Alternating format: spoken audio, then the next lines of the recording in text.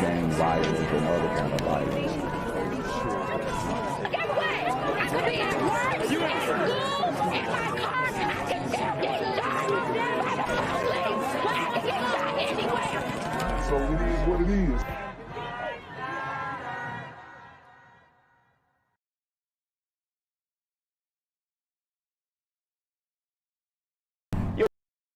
Yo, what's good, BGZM News 17 family?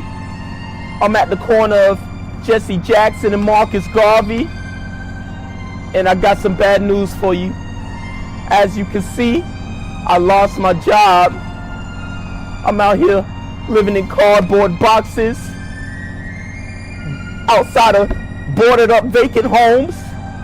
YouTube said I'm done getting money out here in these streets. They even took my funky ass suit. So anything right now would help. So go ahead and hit that Cash App, hit that PayPal, hit that GoFundMe. Hell, cop the merch. Or if you want to make the long-term commitment to the Jinquavius Jackson Fund, join the Patreon so that I can continue to put out top-notch content each and every day. Also, check out the Rumble, where there is absolutely no censorship. Link in the description box below. Hey, yo, ain't that nigga Jinquavius? Yo, I recognize. No, that's not me no more. Hey, yo, run your pocket. Y'all tell me what they say. Do the opposite of Antonio Brown and take all What your more do you want from me? What's good, cyberspace? It's a Year-old girl is now recovering in Chico. DeKalb County after being shot yesterday afternoon. DeKalb police have now arrested 27-year-old F. Davis in connection to the shooting. It happened at an apartment complex in Stone Mountain near 12-year-old shot in Stone Mountain. I mean, the metro Atlanta area is on fire like never before. I mean, how do you have a 12-year-old girl shot? It's ridiculous. But this is normal for the community. You know, sometimes I sit back and watch these reports. I'm just like, man, how do they not get tired of this? It just doesn't make any sense. And it's almost like people are unaware of just passively going on, not really saying anything about it. You know, the murmurs of crime and violence have definitely gone down in the mainstream media. Even though we've had some horrific things going on, they've been real quiet about the violence that's going on during the holidays. Stone Mountain High and Hambrook Elementary. Officers tell 11 Alive the shooting stemmed from an argument between the girl's mother and a man. Davis is now facing aggravated assault, cruelty to children, and weapons charges. We are staying on top of the investigation into the shooting of a 12-year-old in DeKalb County. Here's what we know right now. Around the same time yesterday, DeKalb police responded to this apartment complex in Stone Mountain where a 12-year-old girl was shot. This is on Central Drive, not far from Stone Mountain High and Hambrook Elementary. Police say the shooting stemmed from an argument between the girl's mother and a man. A woman. So this super gremlin got in an argument with a sister. Okay. They were going back and forth. And in order to get at her, he decided to shoot her daughter. These super gremlins are on demon time. A woman who lives nearby told us she's used to hearing gunshots in the area. It doesn't happen to kids over here. Usually be adults get shot or you just hear things going on, but for a child to get shot, it's not a good look. It's not nothing that I want to. She said, it usually doesn't happen over here. Usually you'll see adults get shot, but kids, that's where I draw the line, you know.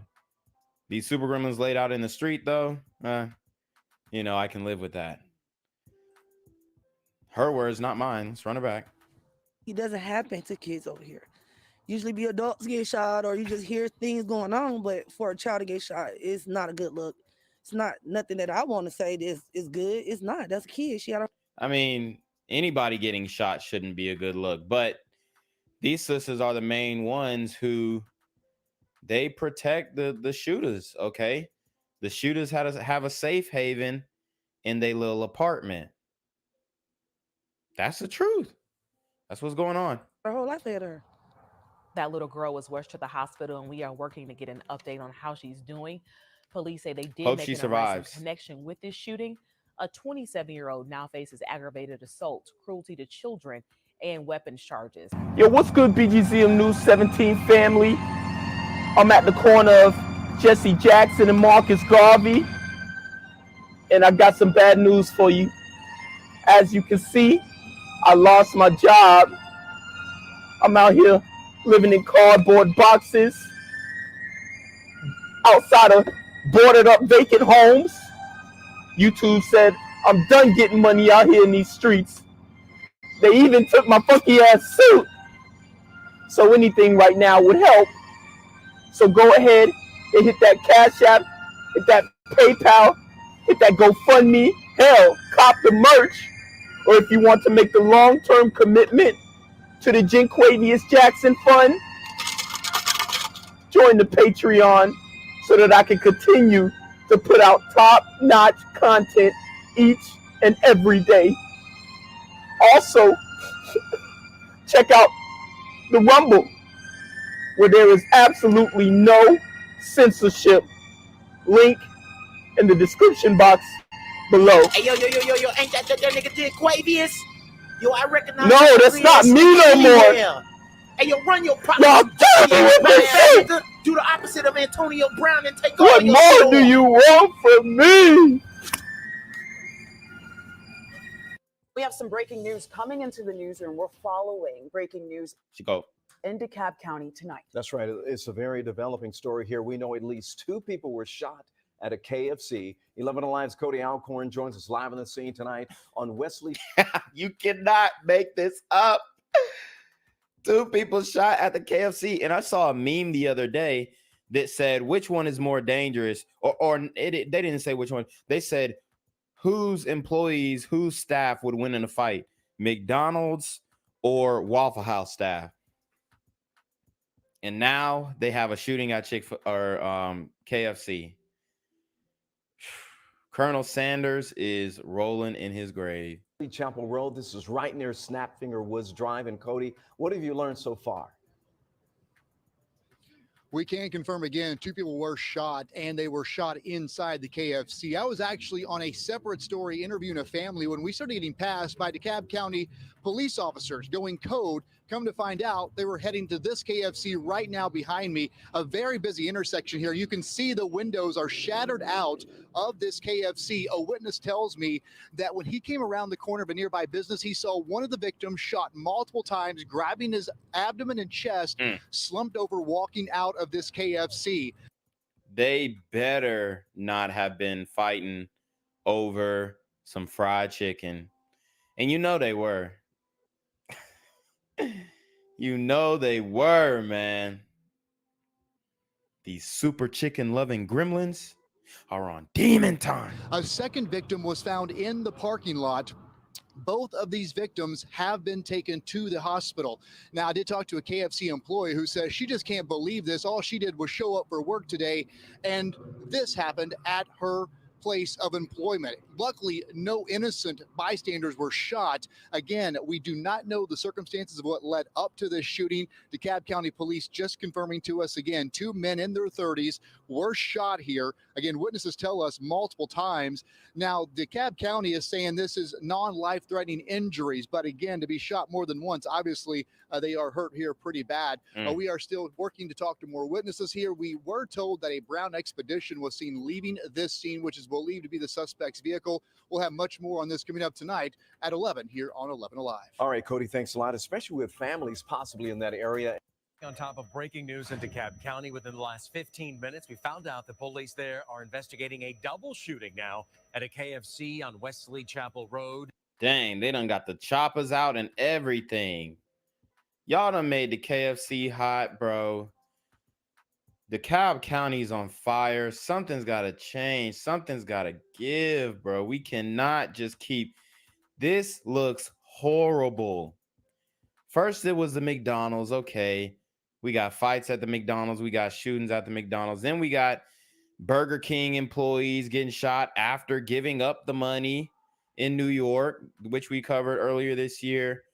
We got Waffle House shootings. Okay. We had a brother gunned down at the Waffle House because of CV regulations. And now we shooting up the KFC. Walking into, if walking into a stereotype was a person, this is not good, y'all. That's where News Chopper 2 is above right now. Live images now at almost 6:15 tonight. Channel 2's Justin Carter is on the ground for us now at this scene, also live. And Justin, you just got there. What can you tell us? Yeah, that's right. It is a chaotic scene out here. We're along Wesley Chapel Road, the 2500 block of Wesley Chapel Road. Let's get right to the scene right now. This is right outside the KFC in DeKalb County. You can see several shattered panes of glass. I'm counting at least 2 or 3 shattered panes of glass right now. And they're blaming this one on poverty, guys. This one, poverty is the reason why this occurred. You can see the crime scene unit right now collecting evidence. It looks like they're collecting some type of fragment on the ground right now. What we know, just in the last 12 minutes, we just got some new information. We're told that an employee actually called 911 around 4:50, so about an hour and a half ago. 4:50, that call came in. When crews arrived, when first responders arrived, they found 2 men in their 30s with gunshot wounds. One was in the parking lot here at this KFC, and the other 2 men in their 30s, man. I'm telling you, bro. You in your 30s and you still are bussing at random chicken joints. This is crazy, man. When is the community gonna grow up, y'all? other one was in the street. This is a very busy area too. This is Wesley Chapel Road. They were both transported to the hospital, and what we're gathering right now, both are expected to be okay. They sustained life-threatening injuries, but I did just speak to a manager here from this KFC. She said, and they walk away with their lives. That's crazy, man. Maybe they might have some health complications in the future. Hopefully God teaches them a lesson. Honestly, I don't know what happened. Whoever started it, that's the one that needs to be taught a lesson. It could have been a self-defense shooting, but I guess we'll just have to wait for the charges. I don't know what happened, but it had to be over some chicken or maybe a spot in line or something dumb. Maybe mashed potatoes or the macaroni and cheese. Some KFCs don't sell the macaroni and cheese, though. So, or they always be out. We out of macaroni and cheese. says that she didn't hear any arguments or anything. She was actually in the office at the time. She didn't hear anything, and all of a sudden she heard gunshots. She says that none of the employees at this KFC were involved in this. This did not transpire between a customer and an employee. This was an isolated incident between 2 individuals. She says that she did not hear any arguments between anyone. All of a sudden, around 4:50, she heard gunshots. So, of course, we're going to be gathering some new details and just figuring out what exactly transpired here from police. But that is the latest with this investigation here in DeKalb County along Wesley Chapel Road. Definitely a heavy police presence. So if you can avoid this area, you should. We're live here in DeKalb County. Justin Carter, Channel 2 Action News. Just avoid the community and all at this point. Just avoid the community and all, bro, because it's not looking good, man. Thinking about all the people there that could have been caught in the crossfire. Justin, thank you. So here's another live look now at the scene from News Chopper 2. So we're going to stay on top of the story. We'll update you as we learn more information on air. Gang violence and other kind of violence. Get away! I could be at work, at school, in my car, and I can still get shot up there by the police. I get shot anywhere. So it is what it is.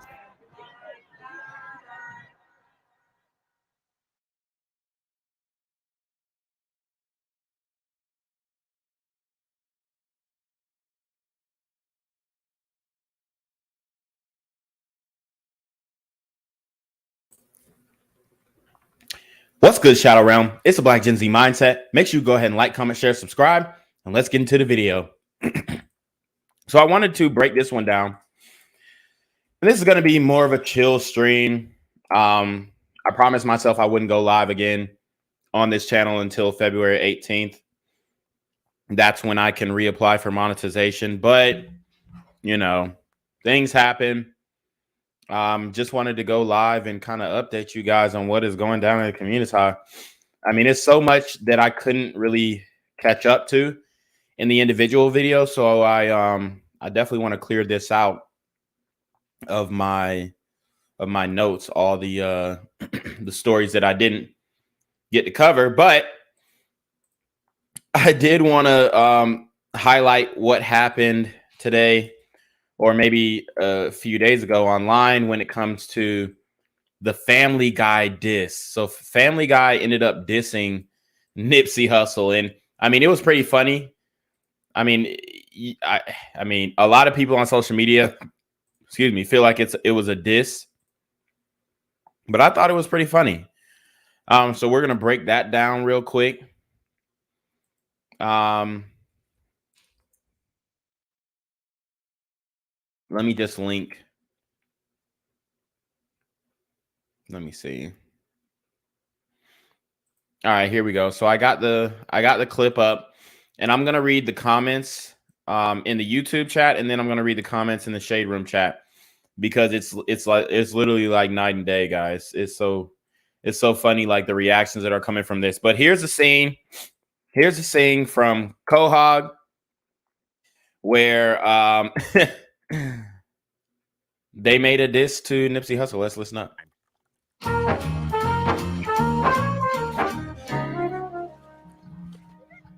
Sunday. Perfect day to dangle my feet in the pool with the other heavier wives. Loose burger meat on a sunny day. This is nice, isn't it, Beverly? Bev, isn't it? Uh-huh. Well, then say it.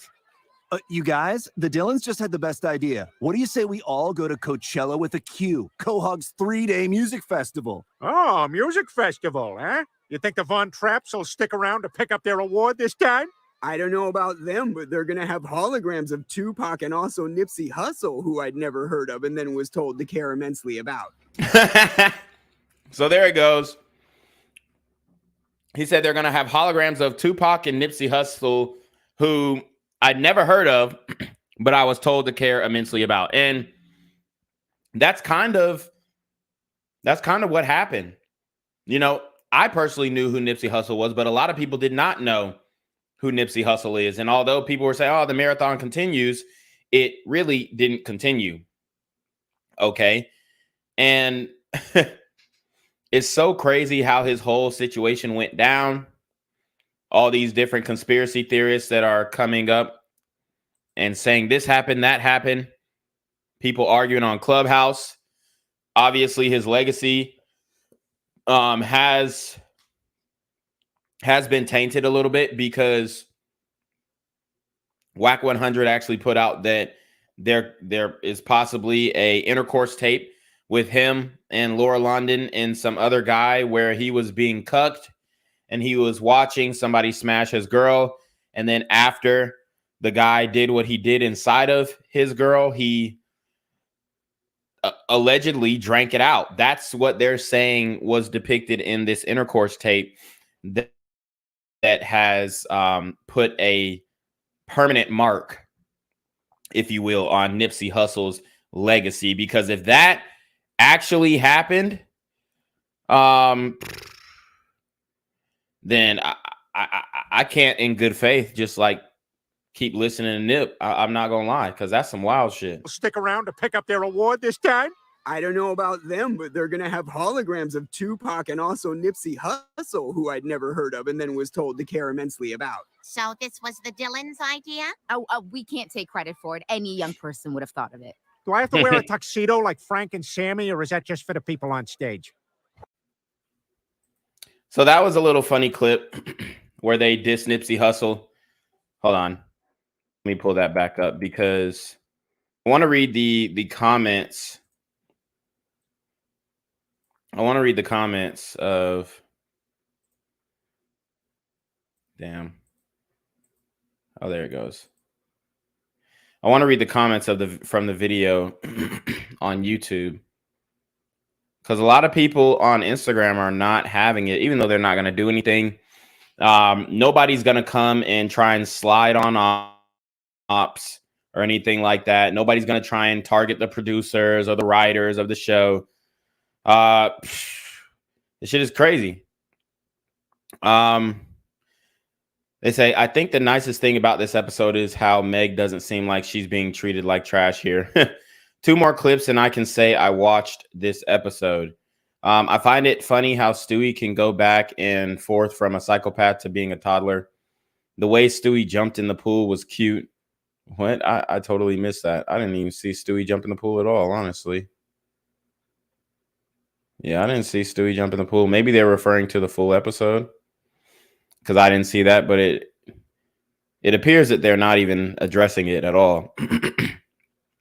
Okay, we have somebody. As a Nipsey fan, this too relatable. Oh, so this actually came out a year ago. Now that I'm reading the comments.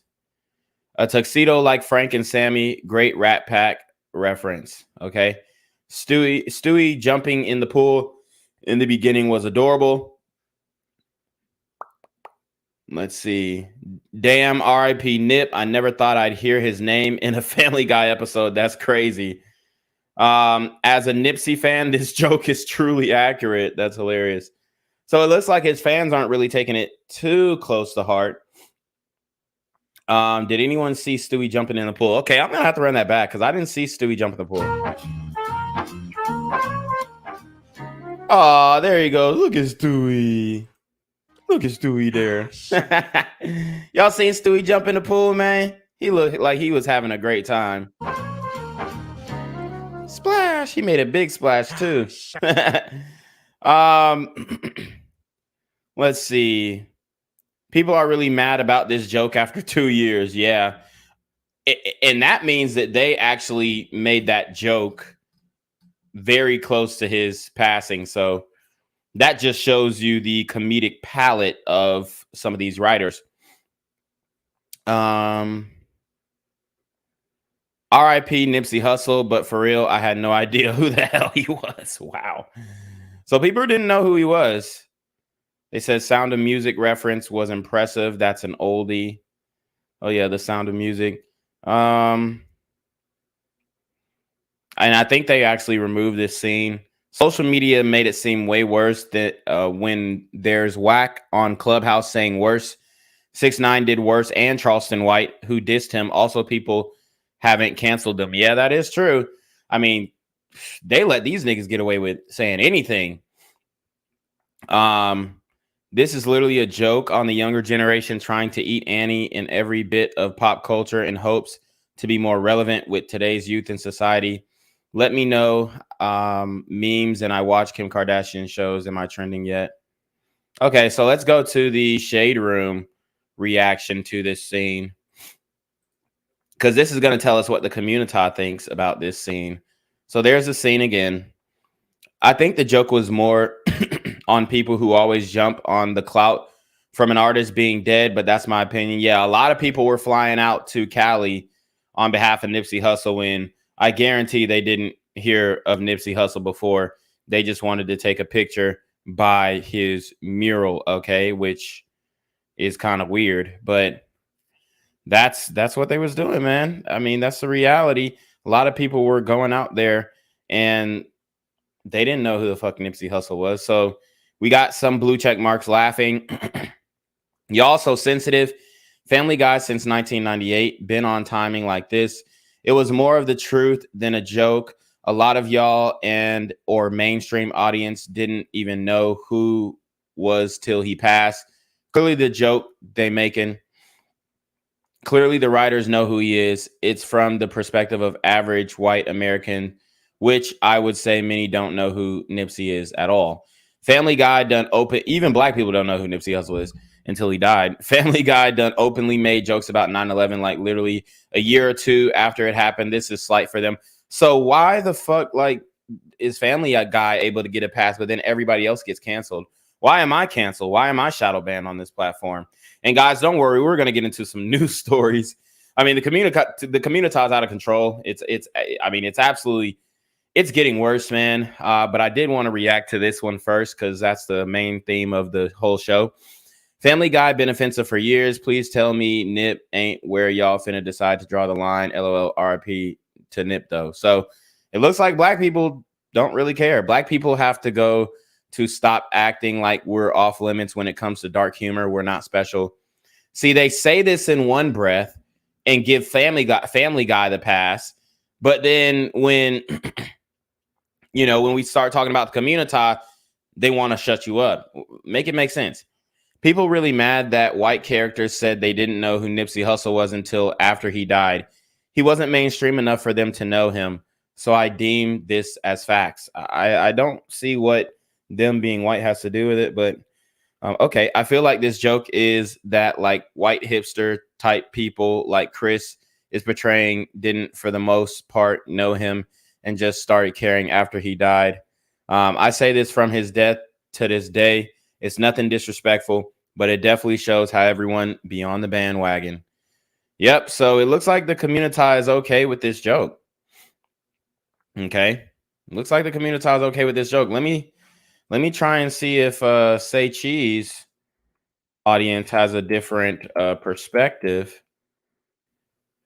because this is fascinating. Guys, this is fascinating. All right. Let's see. Boom. Stop sharing that. All right. This creates opportunity for people to search him up and fall in love with his heart and what he stood for. Pump the brakes on the canceling stuff. It's more of a joke on society. People don't pay attention to people till they dead. Nipsey wasn't as popular alive, and y'all know that. That's true. LOL, Family Guy not worried about ninjas watching their show anymore. That is also true. Or ever.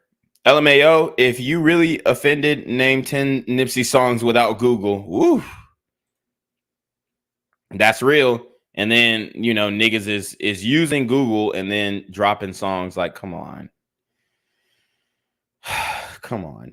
I mean, you can't be mad because a nigga don't know who somebody is. Yeah, that's true. I mean, are they lying though? So the community, it looks like they took this one pretty well. Looks like they took this one pretty well. So, all right, let's get into my next topic. We're going to talk about, oh man, I've got so much. We're going to talk about Ed Reed and Bethune-Cookman, the beloved HBCU that people are demanding every black person go to. They're demanding that, black people just accept bad facilities. Okay. That's really what it is. Like they really want you to accept bad facilities. And I've already said that HBCUs are pretty much a I mean, it's the truth, but it's really like a glorified high school for niggas, man. That's really what it is. It's really just a glorified high school for niggas, man.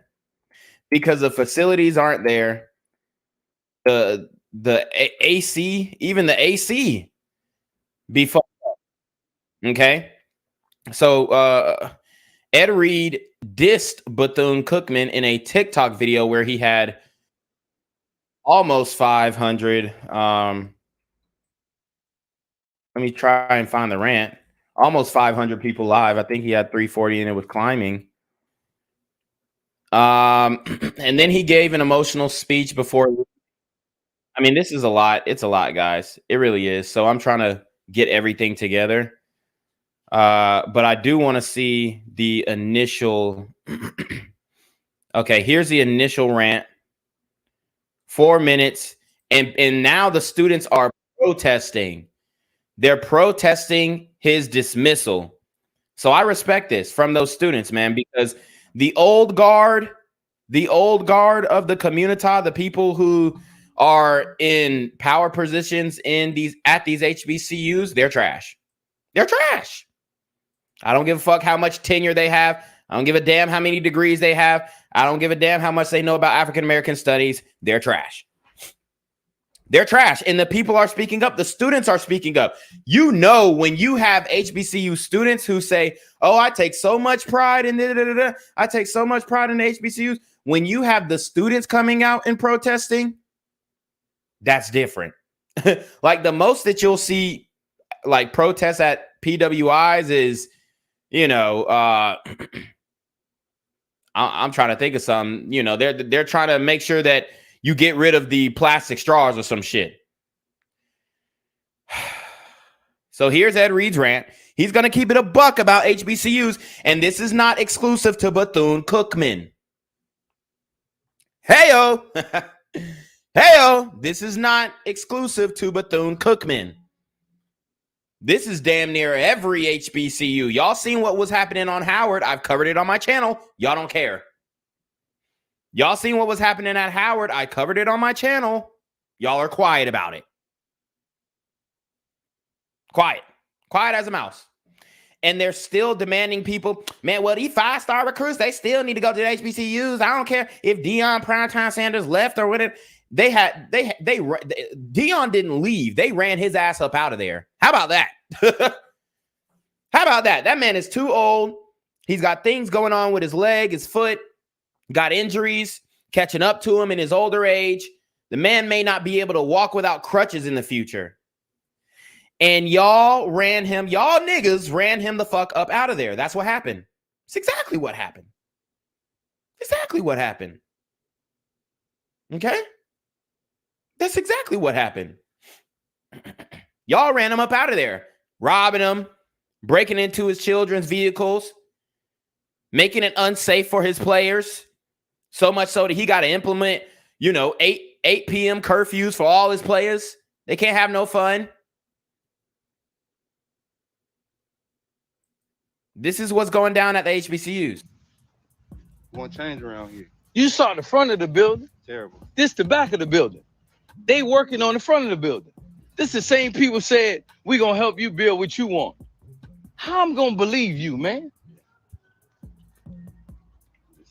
How I'm gonna believe them? Didn't I tell you I don't trust nobody? I'm coming over giving them the same. You heard what he said. Don't trust nobody, especially these niggas, man. That's really what it is. That's what he really meant to say. He ain't gonna say it. I'm gonna say it. Don't trust these niggas. They gonna overpromise, underdeliver. Same passion, and they smiling and laughing in my thing. Funny? We gonna ride through the fence that they ain't fixed the fence. We about to ride through this fence. This ain't even football side. This ain't even the football side. Woo! And he is airing them out. And they do not want that. Look at the black women in the chat. I want y'all to pay attention to the chat. The black women don't want this exposed. Let's run back the chat and read some of these chats. Okay? While I eat my my chicken burrito. Let's read some of these chats because the black women do not want him exposing this. Want change around here. You saw the front of the building. Terrible. This the back of the building. They working on the front of the building. This the same people say. Look at Miss Jazzy. Miss Jazzy says, OMG. Said, we gonna help you build what you want. How I'm gonna believe you, man? Somebody said a hurricane. They trying to skirt accountability. They trying to put it on a hurricane. He said a hurricane didn't crack the building foundation or rust out the HVAC system. Bethune-Cookman was trying to blame it on a damn hurricane, y'all. How I'm gonna believe them? Didn't I tell you I don't trust nobody? I'm coming over giving them the same passion and they smiling and Ken Gemini says this shit foul. People saying yes, change. laughing in my thing. Funny? Okay, so a brother says, bro, we private and done won with less. It ain't perfect, but it take time. Thing funny? To make change. Bruh, it's been time. It's 2023. It's been time. Y'all had plenty of time, plenty of funding. Trump actually disseminated a lot more funds to the HBCUs. Y'all could have used that money to improve your facilities. Stop spending on bullshit. Stop upping your salaries and spend it on the facilities. Okay? All of these HBCUs need auditing. Uh-oh. Uh-oh. They don't want that. We're going to ride through the fence that these... It says, they back don't matter to them because nobody can see it, but they build in a lobby. Through the fence that these... They ain't fixed the fence. We about to ride through this fence. Someone says, we need channel. Our children need you. Forget the people running the place. So he's just supposed to forget the people running the place and then just do without. Just be there, just to be there. This ain't even football side. This ain't even the football side. Look at Miss Jazzy J. Talking... Look at Miss Jazzy. You tripping. You tripping. Because he's telling the truth about these HBCUs. And he's tripping. No, they're tripping. They have mold in the HVAC system. You heard. They're tripping. Oh, Madden and my Uncle Prime. Y'all mad at Dion, mad at Prime. This shit is every HBCU.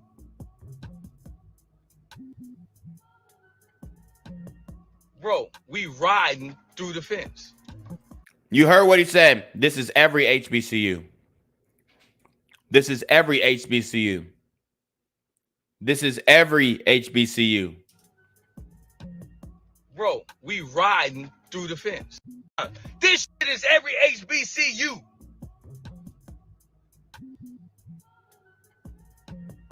Bro, we riding through the fence. This is track, bro. This is track. This is what they practice on. It's a straightaway. They have a straightaway, bro. I know they got more money than that. I know they got more money than that. What's the average tuition? Average tuition at Bethune-Cookman. Wow. Wow. Okay. So for an undergrad, and this is a normal full schedule, 12 to 18 hours, it's $12,595 a semester. That's for the spring, or that's for the fall. And then the same for the spring, which totals to $25,190.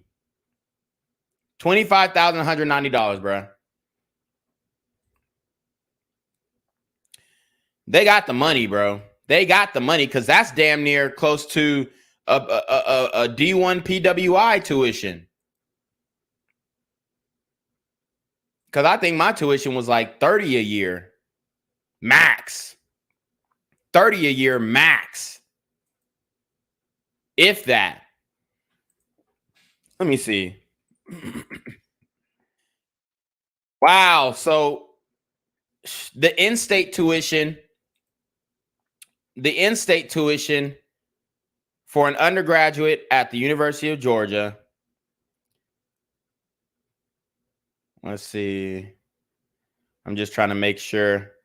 So for 1 year, it's $27,946. And that's with a meal plan. And the facilities are stupendous. They're amazing. They're beautiful. The campus is beautiful. Nothing out of place. You can leave your laptop anywhere on campus. Come back the next day. It's there. Can't say the same for these HBCUs. So if I'm comparing the cost of tuition, $25,000 to be at a shitty HBCU or $27,000 to go to a PWI, have room and board, the best training facilities, the best meal plan, 7-day meal plan, dining halls that are 24/7, 24 hours. Which one you choosing? I'll wait. Let me know in the chat which one you choosing. This is intramural field. You can't practice on this. These kids got this to work with. Trash. Yeah, I'm showing it. At this point, I got to show this. I'm not even the head coach. Congratulations. Somebody asked a good question. Where's the money going? Where's the money going? Question mark. Private institution. Where is the money going, goddammit? Where is the money going? Man, I should go my ass home. I said I should. I ain't. It ain't happening.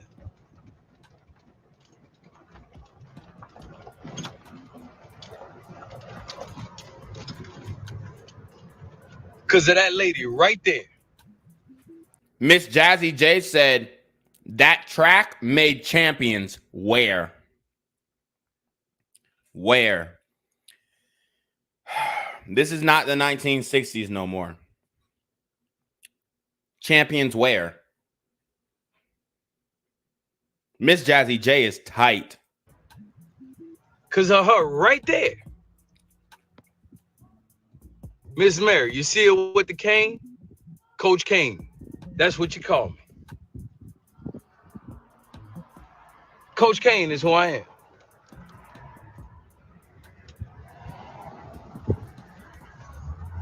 Don't cry. Do something. Y'all see these buildings right here? You see these buildings right here? Y'all see these buildings right here? This corner. Y'all see this right here?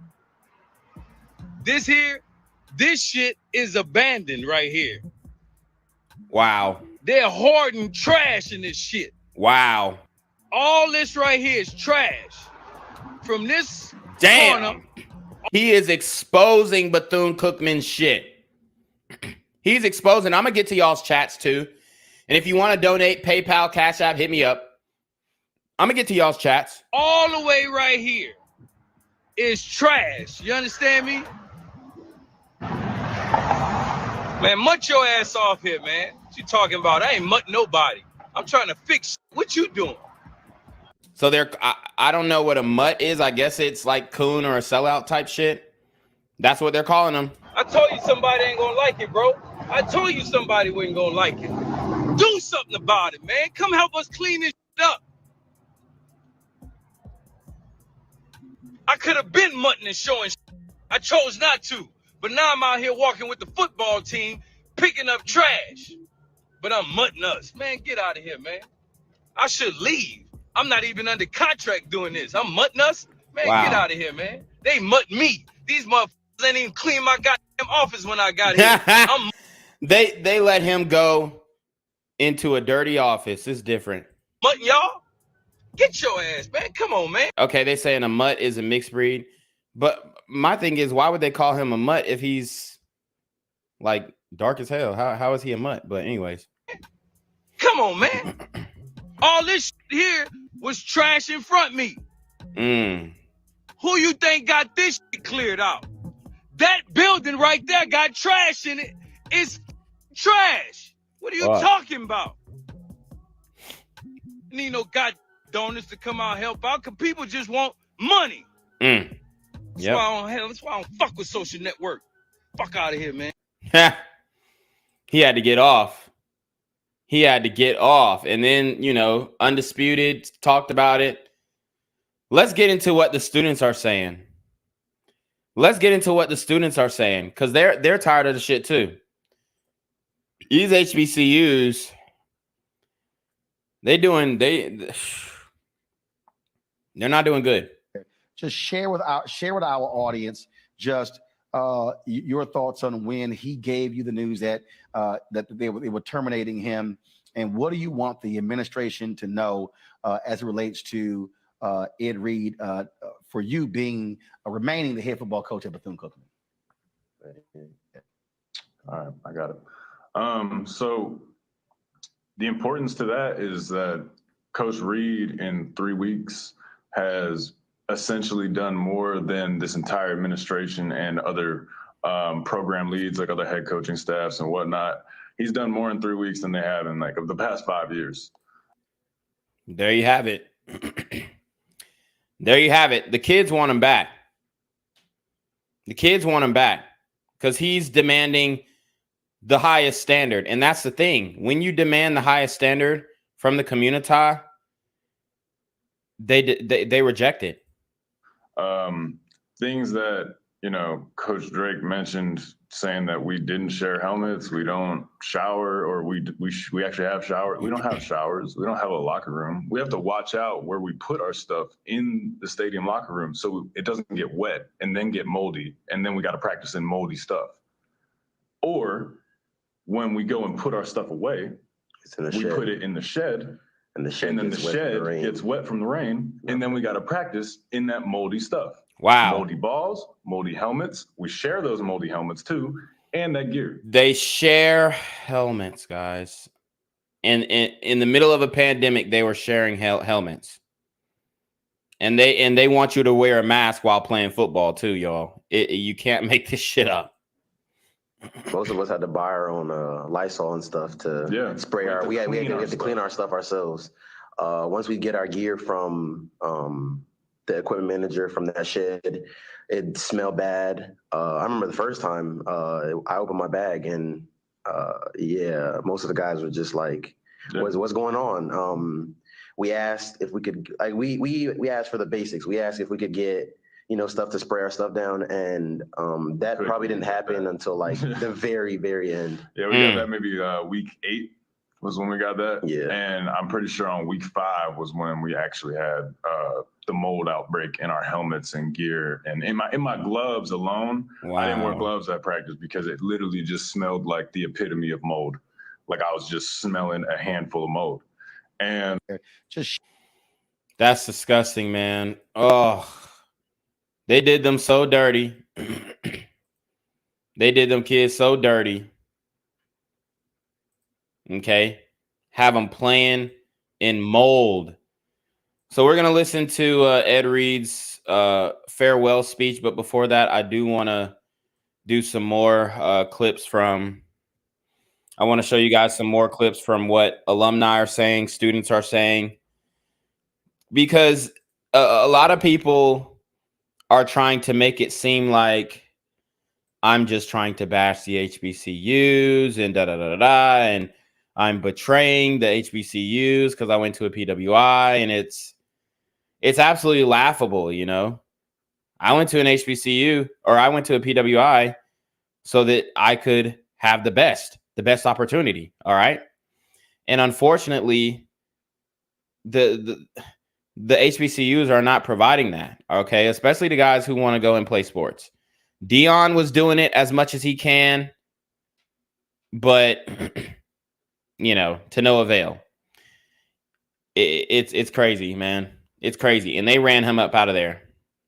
Hundreds of students held a protest on the campus of Bethune-Cookman University in Daytona Beach today. Those students are upset that the university ended contract negotiations with prospective head football coach and former NFL great Ed Reed. As West 2's Claire Metz reports, they think it's retaliation for comments that Reed recently made on social media the students believe are the truth.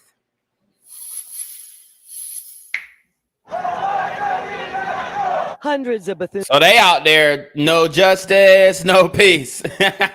They got a fountain that doesn't have water coming out of it, y'all. You can't make this shit up. Their priorities. These are the priorities, man.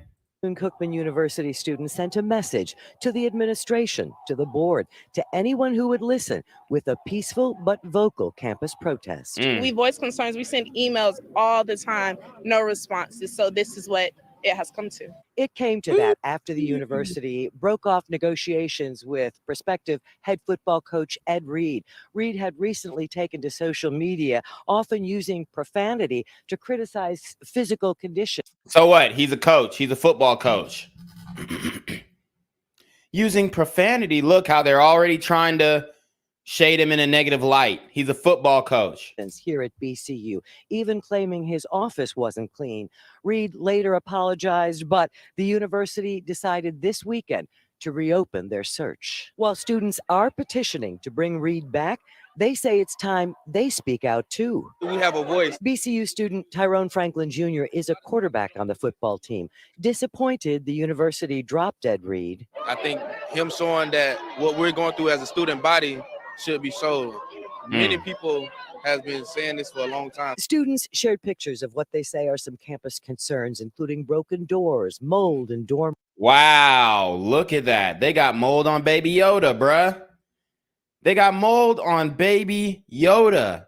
He's just a baby, man. Look at the mold on the doors. And the door's broken. Shared pictures of what they say are some campus concerns, including broken. That's not healthy. What are they going to do when 20 years later, their alumni are coming back suing them because they got cancer from exposure to all this mold? Doors, mold in dorm rooms, even growing on stuffed animals. The first couple months I was here, I literally was sick because of the mold. My shower makes. How the fuck did they get mold on Baby Yoda when, like, Baby Yoda probably moving around? Like, you know, at least when they clean up their dorm, they place it, picking up Baby Yoda, placing it down, all types of stuff. And the mold still grew on Baby Yoda. That means it grew on him like within less than a week. My skin break out because they don't really care about the health of their students. Many here told us Ed Reed spoke the truth about issues at the university, and they showed up, even marched in the street to have it all reheard. At the end of the day, they say this is what they want university leaders. Wow. This is how you protest, black people. Why can't we just protest peacefully? I mean, I don't agree with necessarily blocking the street, but it's wild, man. It's wild that we know how to act when it comes to a situation like this with these HBCUs protesting our own, right?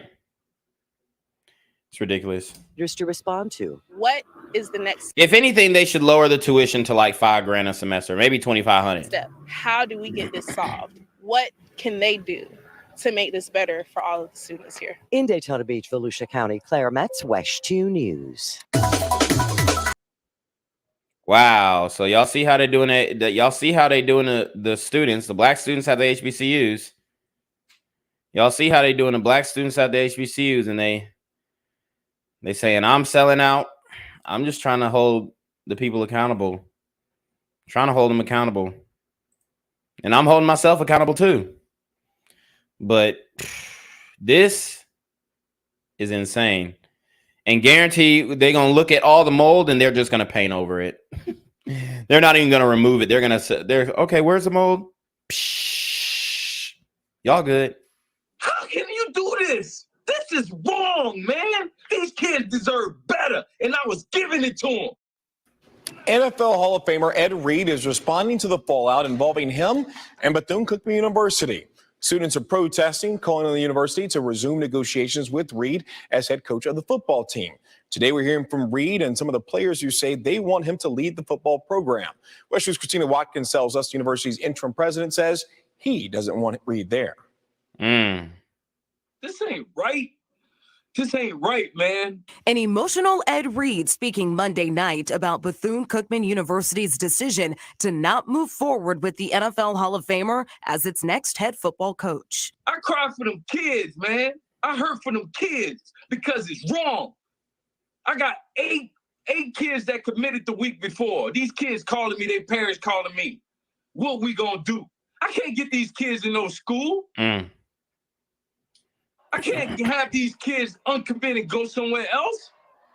And you telling me I'm withdrawing? No, I'm not withdrawing. I still want to coach here and coach these kids after all this going on.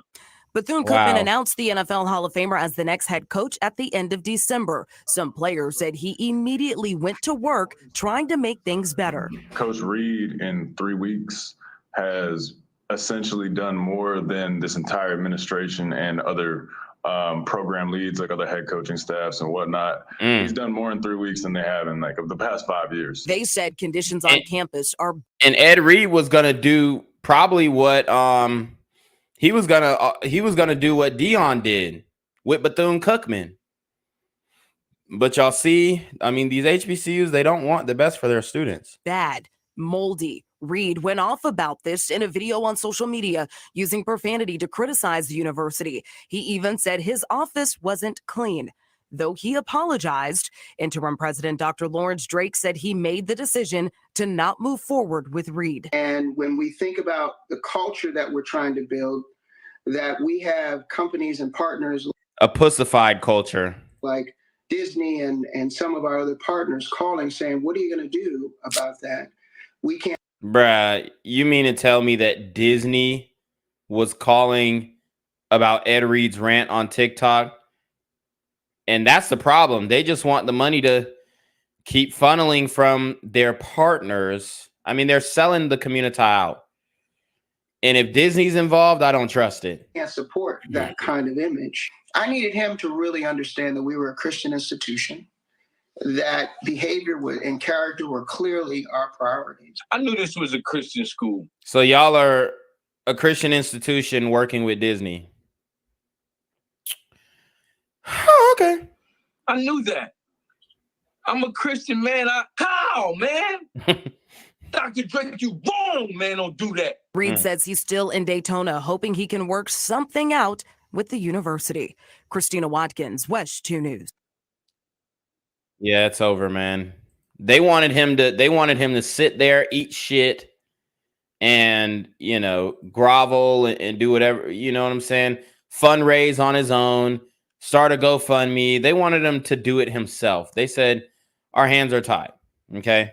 That's what they wanted. They wanted free work. They wanted free work. So let's listen.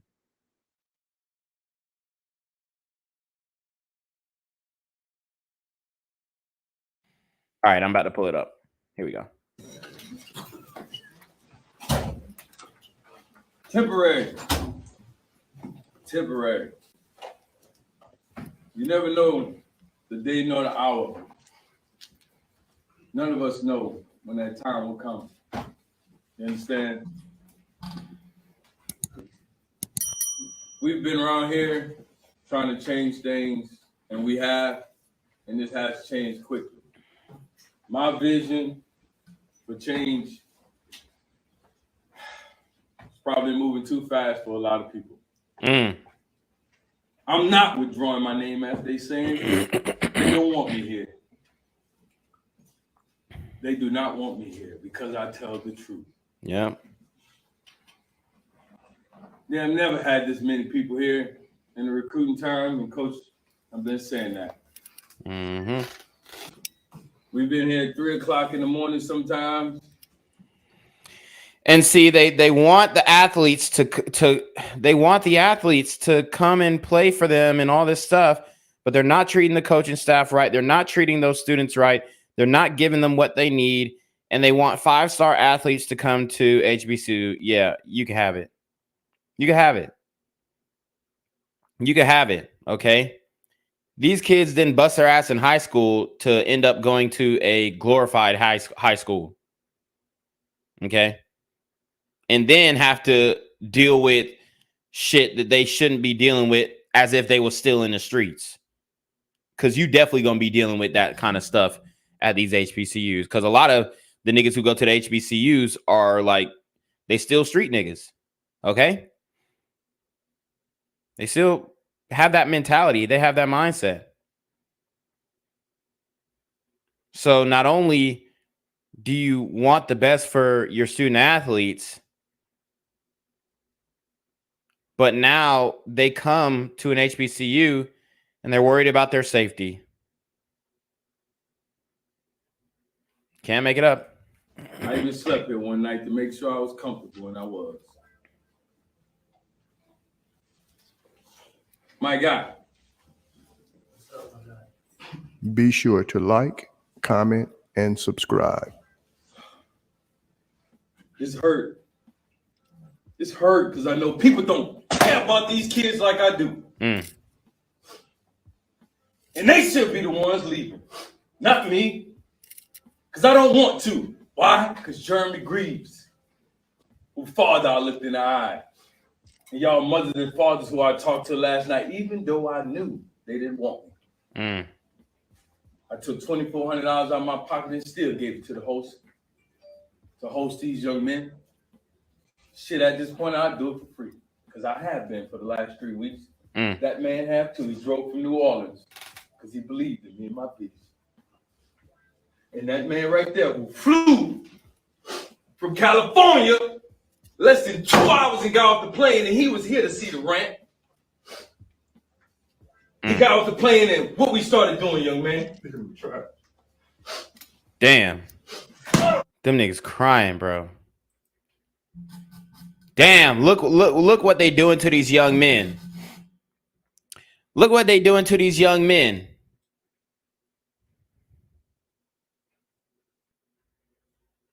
They don't care, bro. They care about filling their personal pockets. This is what we're dealing with in the community. This is why the violence ain't gonna change. That's gone out the window. This is why there is not going to be any change. This is why there are no real solutions.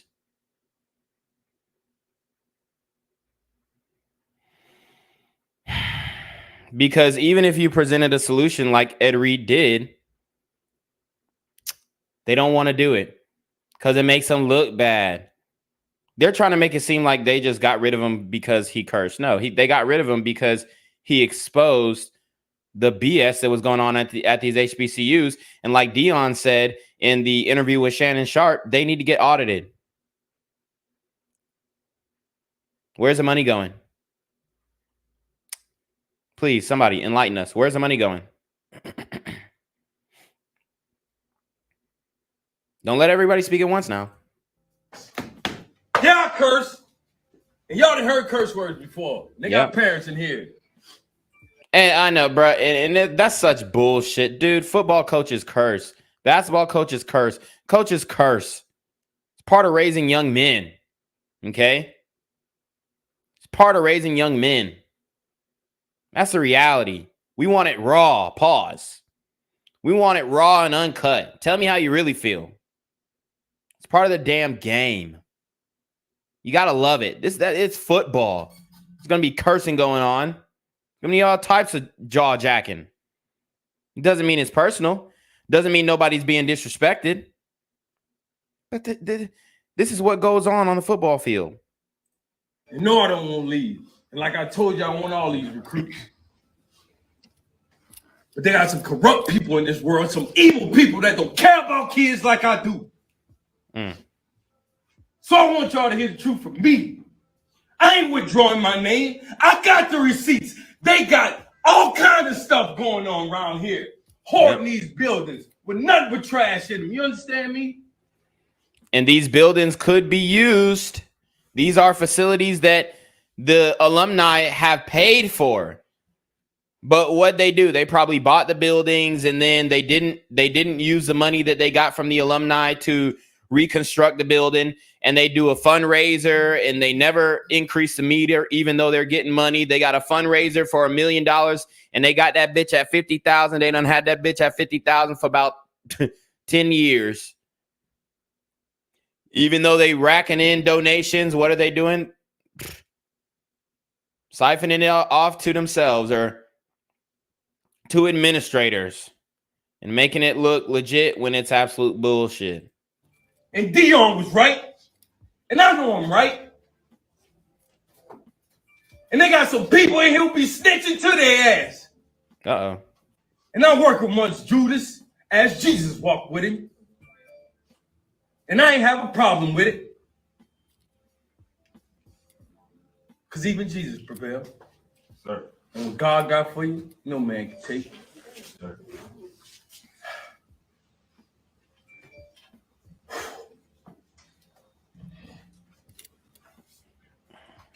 I told these young men, I don't care who we play, because I don't. My nephew was transferred here. My nephew right there. They want me to leave my nephew here. Hell nah. Am I lying, Neff? He been getting a bad break at Southern. So he was at Southern University in New Orleans. And he was getting a bad break. And Southern is a school that gets a lot of funding, especially for their band. So Southern University is actually the school that did Drumline. So all those scenes from Drumline, the movie with Nick Cannon, that was Southern University. So they been had money, but they're even giving these kids a bad rap.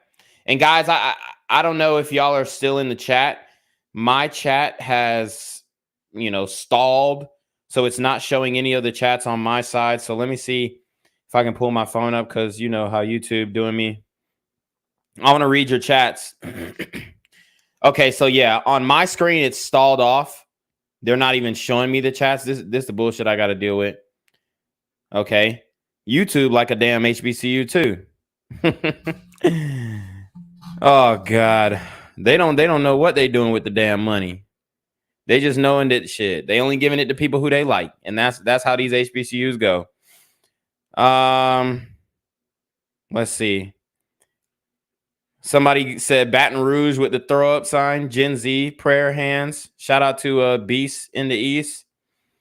Hope Flyers up in here said it's black pill time.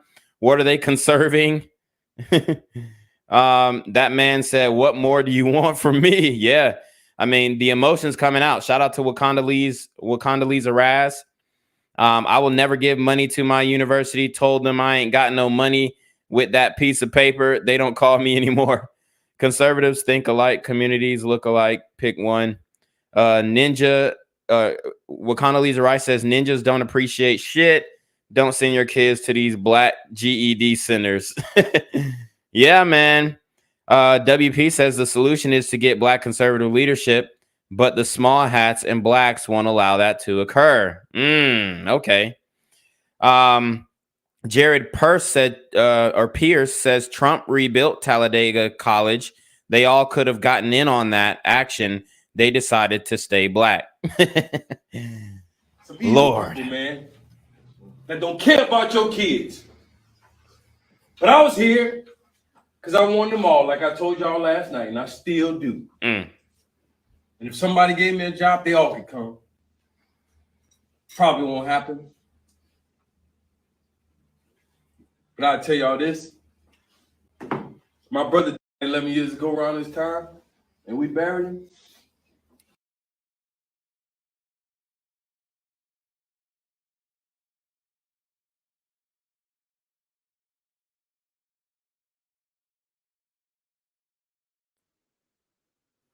sorry guys, I had to hop in and hop back out because they fucking with my shit. Let's keep going. Just like I want y'all to keep going, regardless of what happens today. Young men, that's what I've been telling y'all. Right? Is that right? Yes, sir. Pick up trash tomorrow because that's what we would do, right? Yes, sir. We was gonna do it anyway, right? Yes, sir. Damn, man. God, this is depressing. This is a community, man. I'm about to cry for this man, bro, because there's nothing like seeing a grown man who's been defeated, and not just like one of these super gremlins. I'm talking about a good man, okay? Good guy. Ed Reed is a good guy, bro. He did the thing. He did everything the right way. Didn't get too big-headed when it comes to his football career. Hall of Famer. All that. Humble. Yeah, they still fucking with my chat. I can't even see it, y'all. They have broken this man down. This is what the HBCUs are doing to our black men. This is what I'm going to tell you, brothers out here listening to my voice. It's going to be controversial. I'm going to say it anyway. Do not, under any circumstances, go to a HBCU. Now, the sisters, they probably have a lot better experience there because they can still live in their delusion and all that kind of stuff. If you want the best education, if you want the best facilities, if you want the best opportunity for your career, if you want the best opportunity for, if you're a student athlete, just don't go, bro. At this point, and until they get all their shit together, not just one thing like, oh, we got rid of the mold. No, All their shit needs to be together before you make that decision. Okay. And I'm not going to say it's every single HBCU, even though Ed Reed said it's all of the HBCUs. I can't speak for all of them, but I can speak for the ones that I've been to. Because all of my siblings went to HBCUs, every single one of them. And I've got 5 siblings, and they all went to different HBCUs. So don't tell me I don't know what I'm talking about, because I do. And the facilities, like Ed Reed said, are trash. Hope Flyer says it is all of them. Jaeger 1420 says, but they won't leave to protest conditions, so it's their fault. Yep. Wakanda Lisa Rice says, I thought it was the white people. They got Wig Wednesdays. Lord. Jaden, where you at? What you said, Jaden, last Sunday?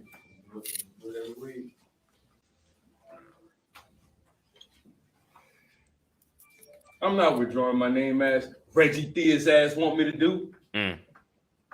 He the one, and whoever else with him. And I love it that he's name dropping. I support the name dropping.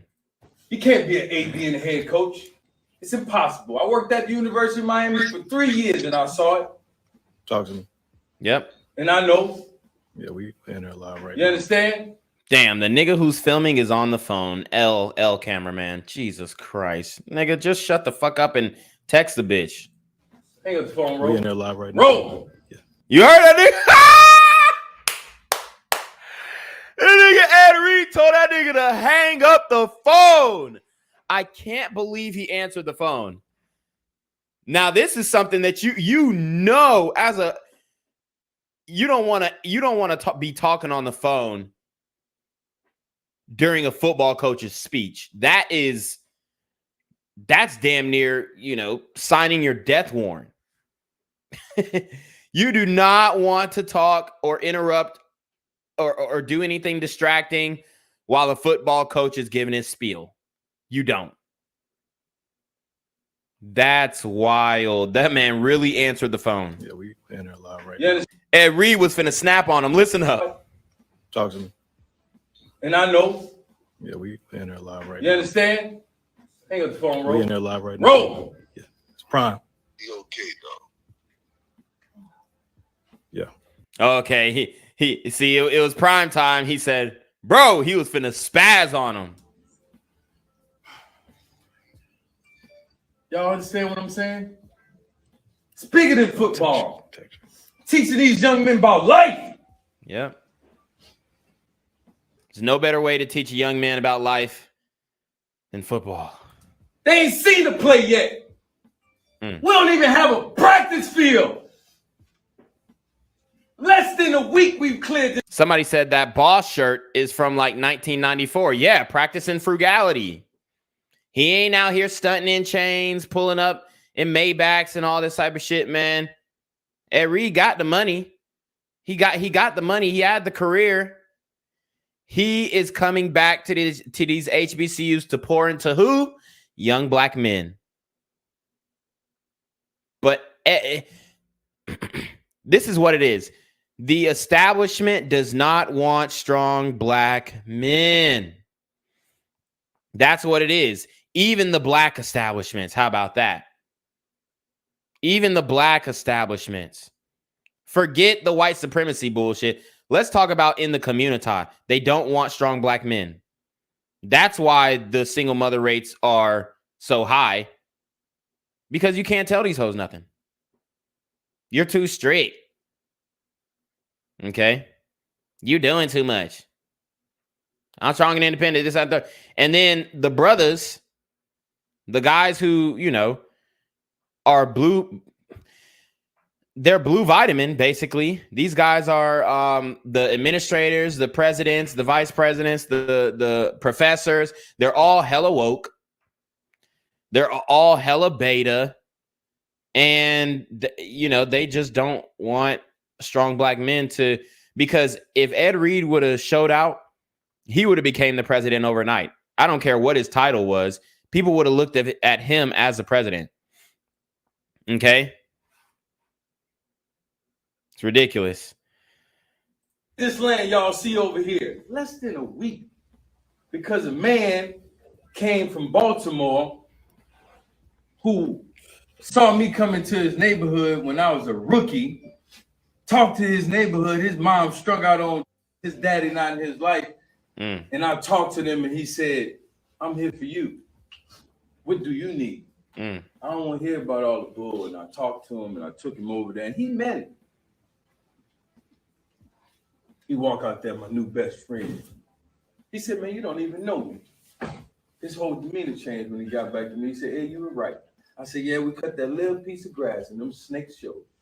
And I ain't talking about the rattlers. Bigger than football. Yep. Mom and dad. Yep. We still have kids showing up today for the recruit weekend. We got kids showing up tomorrow. They told me to cancel it and y'all was getting off the plane. Wow. Where they do that at? Wow.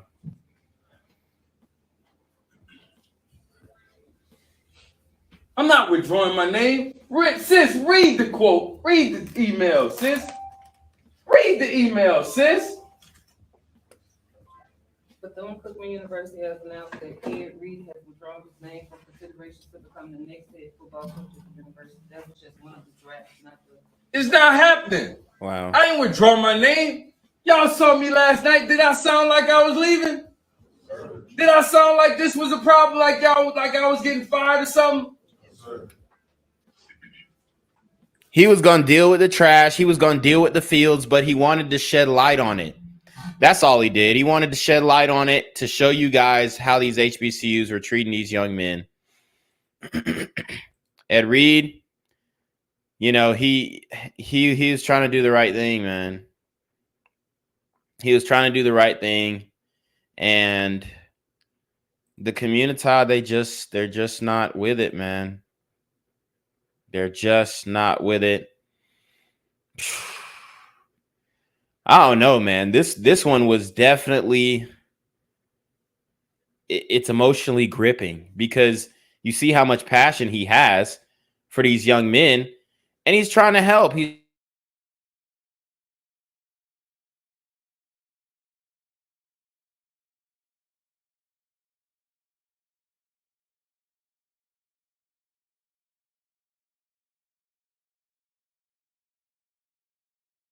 Can y'all hear me? Yeah, they stopped the stream. They fucked up my stream. But he's trying to get these kids in a position where they can win in life, man. I'm just trying to see them win. That's all it is. Like y'all got me in here lying to these people, man. And I wasn't lying. I was just telling y'all what was real. I got a 14-year-old son who I had to call this morning. He in Atlanta. Wow, look at that ball flip. That was, I mean, look at the ball skills. Who I had to call this morning. Look at the ball flip. Wow, I mean, God, the ball skills. He flipped the ball and just grabbed it. 14-year-old son. He flipped it fast, too. Who I had to call this morning. Wow, hands, no glove. Jesus. He had a game, a banquet. I just missed it. I'm sacrificing my own money for these young men. So did Dion. He gave up his salary or a portion of his salary, took less money. These HBCUs, I'm telling you right now, they're bad business. Just last night to have a good time. And I'm still looking after them. Dante, where you at? Dante Drew, where you at? You lost your wallet, huh? Guess who got it? Your coach. I found it. Wow. Ain't that something? Get a young man his wallet and his money and everything in it. Glad you're using protection too. I mean, you gotta love it. You gotta love it, man. I mean, he really cares about these kids so much so that he's glad that he's using protection. I mean, what more could you ask for in a football coach? This is a totally fucked situation.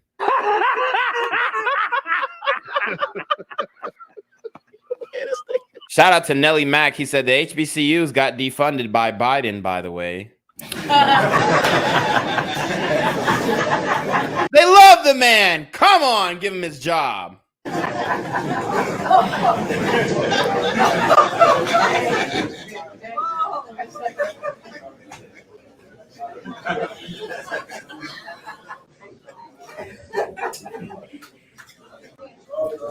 Breathe. I just sat, stood, grew up in the eye of the hurricane for a long time. If you know anything about a hurricane, right in the eye is calm. Even in this moment, I'm good. But I hurt for these young men. That's what I hurt for. That's what the tears are for. Because I know what we've been working on. Yeah. And a lot of these niggas he saved from becoming complete super gremlins.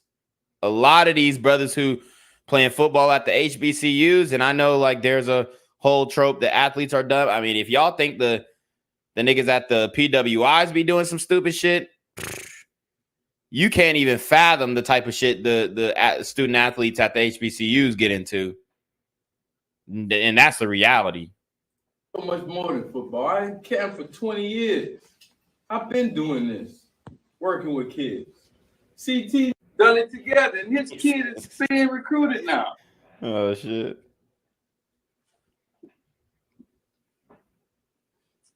I had to tell y'all all together, they don't want me here. It's not me. And that's just the truth. It's not me. I would not do that. How would I withdraw my name when I sat with Jordan Johnson? Jeremy Greaves' dad and parents looked him in the eye just as I did with y'all last. And he was recruiting too, getting, you know, at least rated athletes to come to the school. For what? So they could stab you in the back? It's fucked up, man. Like, why would I do that? Y'all heard the lie. They lying. They ain't right. They not right. Say me, it ain't right. I spoke the truth. Just because you hear some curse words? Right, that's bullshit. Just because you hear curse words? When the Klan came in 1904 and stood right outside and Dr. McClain stood just like this by herself. Come with it. And you weren't about curse words? When they got people who are out here trying to kill these young men?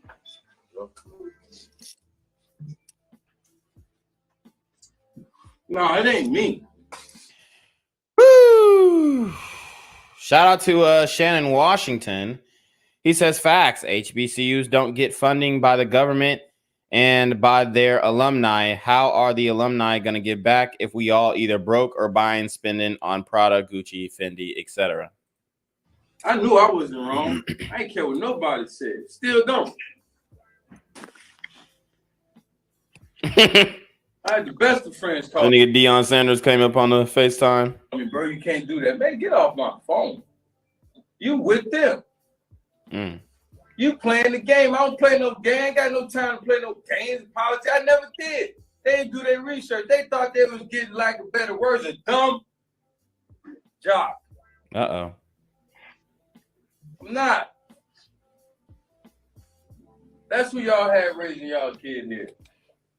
Good, man. Not perfect.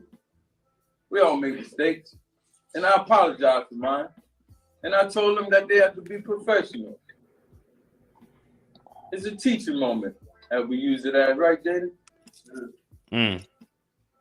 I had individual meetings with these young men. And we started by playing. Yep. Shout out to Judy Martinez. She said, didn't Trump do some funding for HBCUs, but Biden cut it? Yep. That's absolutely what happened. And then the community was trying to defend Biden cutting Trump's funding for HBCUs. Chess. Not checkers. But I say all of y'all got one move. They gotta learn to work together. Shout out to Quicker Dude 09. He says HBCUs do get funding from the government and they squander it. Yes, yes. Mr. DG456 says And no black person can give an articulate reason for voting Biden, except for people up here in the auto unions who always vote Democrat, don't know what the South gets for voting Biden. It's chess, young man. They not even playing chess. They don't care. Yep, they don't care. They don't care. That's what I said. They don't give a fuck. As long as they're getting their check. What's up, big bro? Hey, I love you, man. You know that, right? Prime time. Let's get it. Yep. We talked about this. We talked about this. We know the structure. We know the order. We know how it was going to play out. And you've been there fighting. I know what you're feeling. I know what you're going through. You got to understand, Ed, God has a time and a place for you, my brother. And I know your heart. I know everything that's going on inside of you. You know, I know you like a book. And I know how you feel about them kids, and I know you do not want to leave those kids. So I'm praying for you right now, man, because this is going to be the toughest thing you ever had to do in your life. Sometimes, Ed, you got to walk away, my brother. I know it's tough. I know you don't want to hear it. But sometimes in life, we got to walk away. You already know, big bro. Damn. I You appreciate didn't let nobody down, Ed. You didn't let them kids down. You did what you was called to do, and you tried your best. Can't work with these niggas, man. Thank you, big brother. I love you, man. I'm here. I will be on the next flight if you need me. You know that. Nah, you good. You handle your business. You know that. I'll give you a call. Please. Hey, you know what God wants from you, man. And That nigga told him in the middle of a team meeting to wash his hands with it and move on. Jesus. See that. Don't let them provoke you, my brother. I love you, man. All right. Coach Prime, everybody. I really do appreciate y'all time, taking the time to come, hearing me out. So yeah, that's pretty upsetting. That's the game. So what happens when you try and demand the best from these HBCUs? This is what's going on with the leadership at these HBCUs. Bethune-Cookman is upset that they got exposed. Okay. And then there's a channel called HBCU Pulse. And the headline that they put out reads, Ed Reed disrespects Bethune-Cookman, curses out HBCU supporters. Should he be fired? Okay. I mean, this is crazy, y'all. This is crazy. So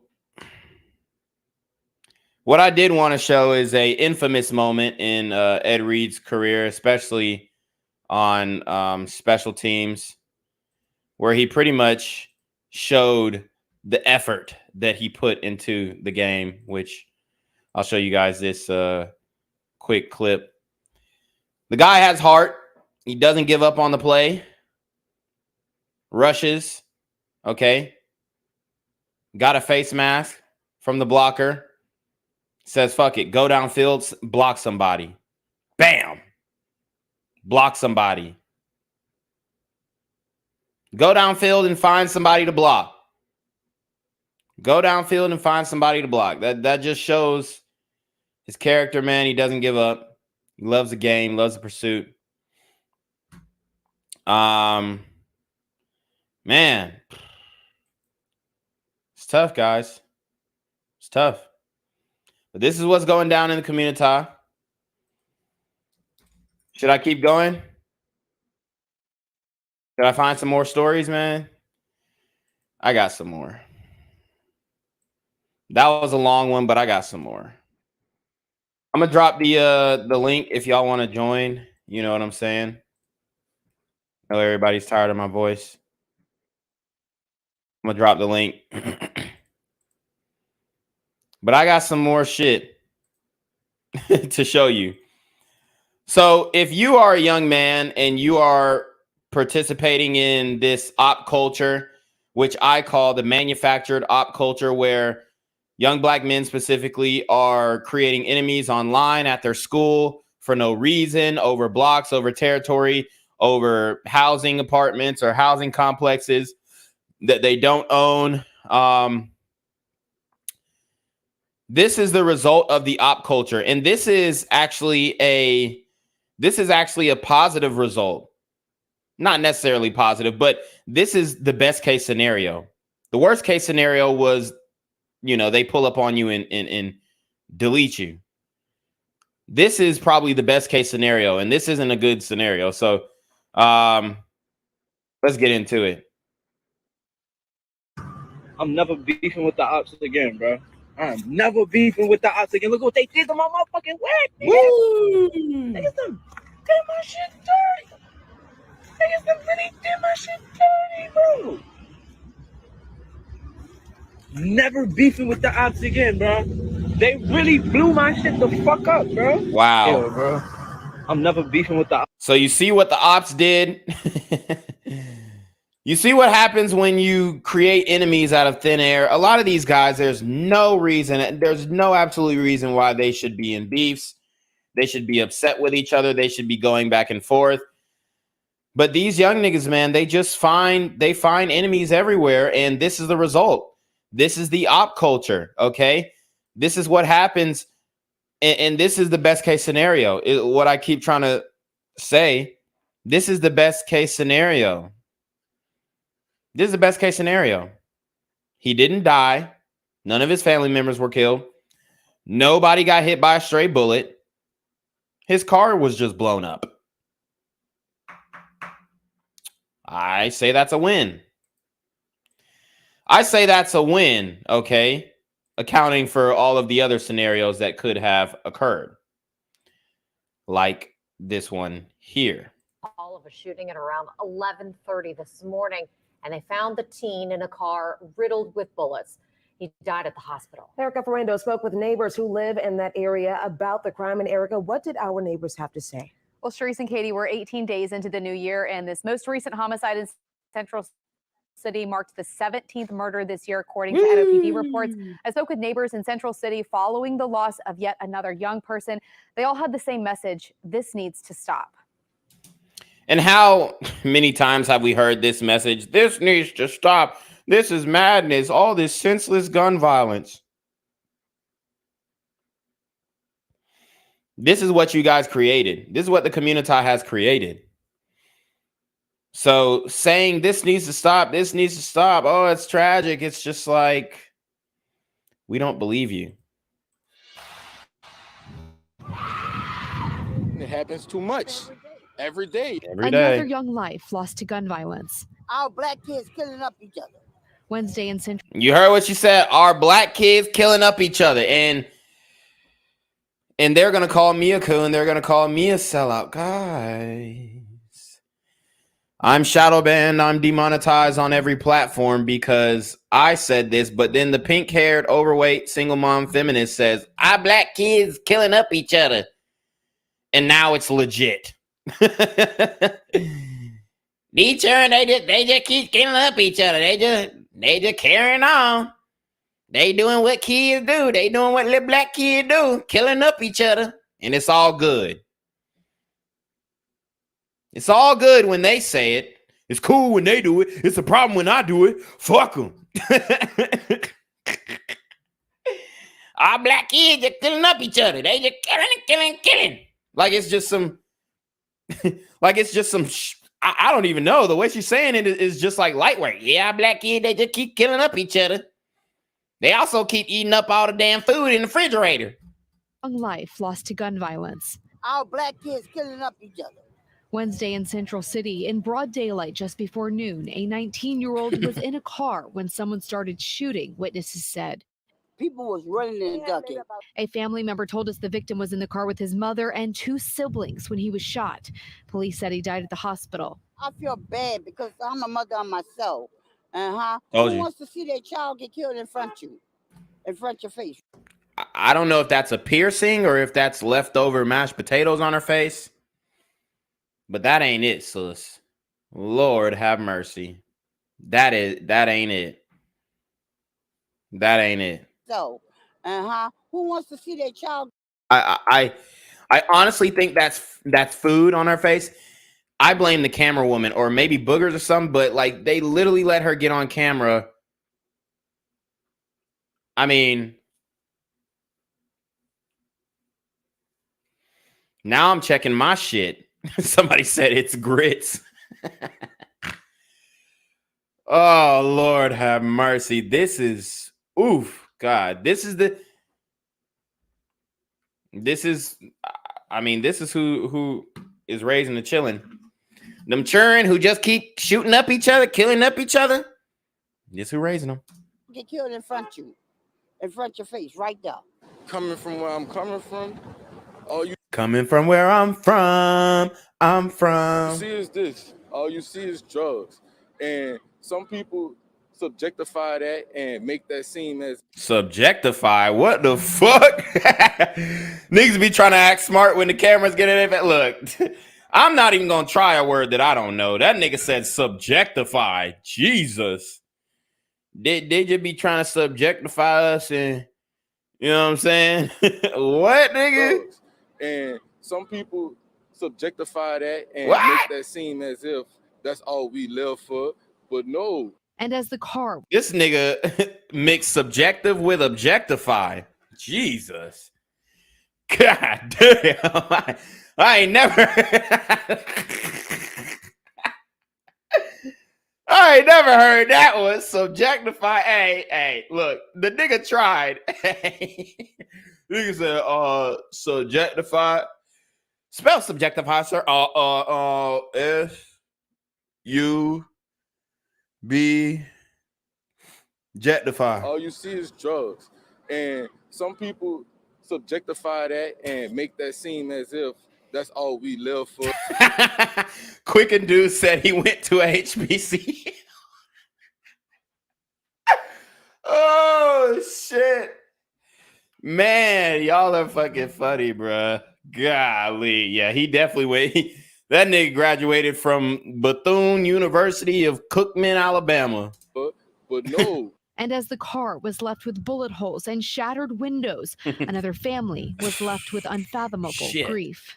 We don't have no positive people we could. And this is, look, these are the black officers trying to console you niggas after killing each other. Okay?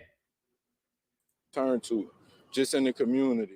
This 24-year-old didn't want to share his name, but says young people need positive influences and activities. They have sports, they have parks.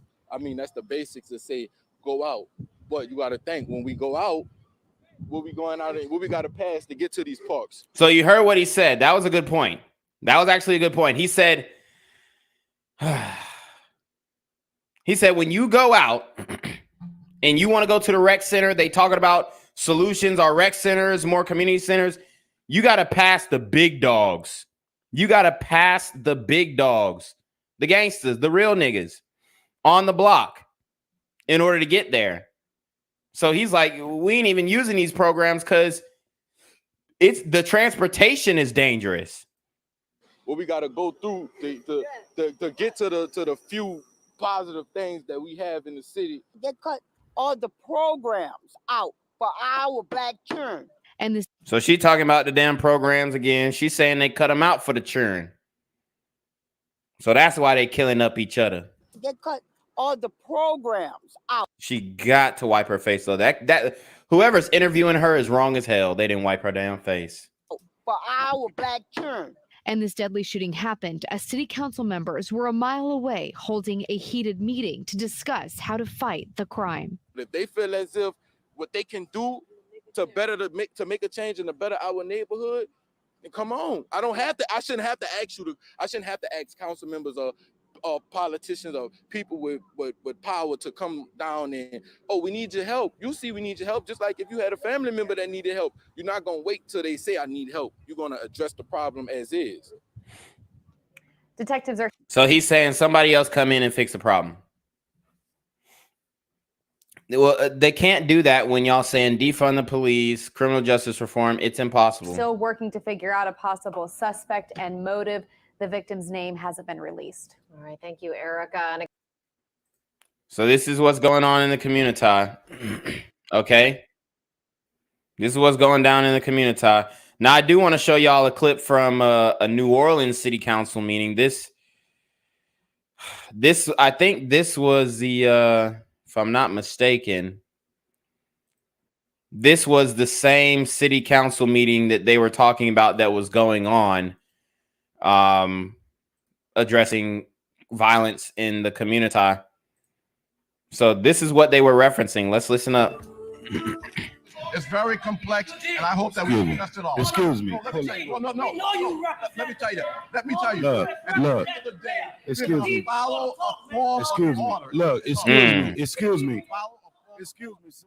you see it there. It was at times a chaotic council meeting today, with the city council turning its focus to the spike in violent crimes in New Orleans as they try and learn what the root of the problem is and how to address it. Good evening, everyone, and thanks for watching. And I'm Sharice Gibson. Council members.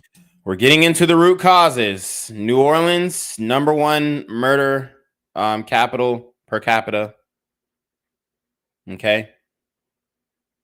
It's not looking good. Are trying to learn what the root of the crime problem is and how to address it. They sure are. And Paul Murphy was at that special meeting. He's joining us live from City Hall tonight with all the details. Paul? Okay, Sharice, the temperature and the mood inside the city council meeting are a direct reflection of the frustration and anger many residents feel. And the city's current crime trajectory is troubling. There are no simple solutions to the problem. No solutions. In New Orleans, crime hits close to home for many. City council members heard from neighbors now demanding action. When you got to go to the gas station with your gun in your hip, when you got to go to the grocery store with Yep, and that's what Nardo Wick said. You know, he's the one who started saying that. I ain't never lacking. I pump gas with my gun out. your gun on your pocket, that's a war zone. Where is the facilities? Where is NOR? We need facilities like NOR. NOR changed my life as a child. We went from integration to gentrifications, all on the back of miseducation. So if you want to fix crime, fix the schools. We have Lord have mercy.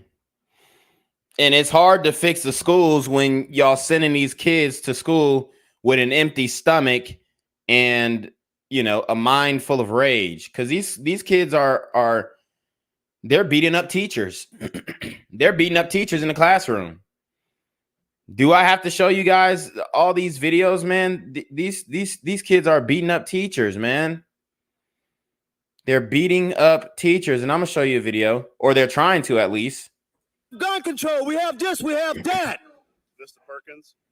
And we're doing the same old crazy, insane things over and over and over again. The special meeting. And, you know, we all know who he voted for. So it's just like, bro, you're talking all this stuff, but this is what a lot of you have asked for. It's what a lot of you guys have asked for. Okay? In the community. It's not good. Meeting on crime comes at a time when the city is experiencing its highest murder rate since 1996. Crime analyst Jeff Asher gave an overview showing aggravated assault, armed robbery, car theft, and vehicle burglaries have all seen double-digit increases year over year. Emotions ran high in the chamber as tempers flared at times in the crowd. The meeting had to be stopped several times to get the situation under control. One woman was handcuffed and others were escorted by police out of the meeting. Whereas people saw the conflict and the raised voices today as chaos, what I saw that is a community that's in pain. City council. And these are one of the, I mean, at all the other city council meetings that I've seen in New Orleans, this is one of the first ones where the community has showed up. One of the first. And y'all know, if you've been with my channel, I've been covering these city council meetings in New Orleans for a long time. I actually did a full video on a city council meeting a full live stream on a city council meeting in New Orleans where we were breaking down exactly what was going on in the city and the issues and the gripes. I think it was about a young man whose life was taken. He had to be a teenager, maybe an Edna Carr student. A lot of these Edna Carr students were getting taken out. I forget the name of the live stream. I forget the exact name of the live stream, but I mean, guys, you already know I've been on it. I've been covering it, and it's absolutely ridiculous. Nothing has changed throughout the years, and that's just the worst part. Okay. Or that's not even the worst part is what I meant to say. Shout out to WP, who has joined the stream. What's up, man? Peace. How you doing today, bro? Yeah, man, I'm good. What's your take on all this? What's your take on the status of the community in 2023? Oh man, nothing's going to change until the leadership changes, and I don't see that as a realistic possibility. As you pointed out many times, the Black leadership, they select the ones that they know they can pay off, and when they get their butter biscuits, they're just fine as selling the community, over the cliff. Yeah, it's a sad state of affairs, man. What about the? Did you see the part about Bethune-Cookman and Ed Reed? Oh yeah, and I'm a HBCU graduate, so a lot of. Okay, where'd you graduate from? Bowie State University. Okay, shout out to Bowie State. No doubt. And actually, we're one of now, when it first started off, of course, like most HBCUs back in the day, they did have high standards. They did. Mm-hmm. But, of course, as the communitized standards fell to, the depths, so did HBCUs. And that's the reason why most of them are so bad now. I will say with Bowie State University, the reason that it is better than most is because there's been a major influx of capital, and the campus, the facilities, this football team reflect that. And with the other HBCUs, that money is just, they haven't had the same kind of influx of capital as we had. And the funds that they do get, they're just, mismanaged by Black leadership. Yeah. Somebody asked in the chat how many HBCUs there were in the States. There are 107 HBCUs in the country. Okay. 107. And apparently from the 2022 rankings of HBCUs, according to HBCU Buzz, Spelman is #1 on that list, as my sister is actually a alumni of Spelman, and Howard is a close second, followed by Tuskegee University. So then Morehouse is #4, and then we've got Xavier University as #5. Now, Xavier, they've got good facilities. That's a HBCU that has been on their shit for a minute. And I would say FAMU as well. Florida A&M. I visited both of them when I was looking for colleges to enroll in, and I mean, I loved both of their campuses.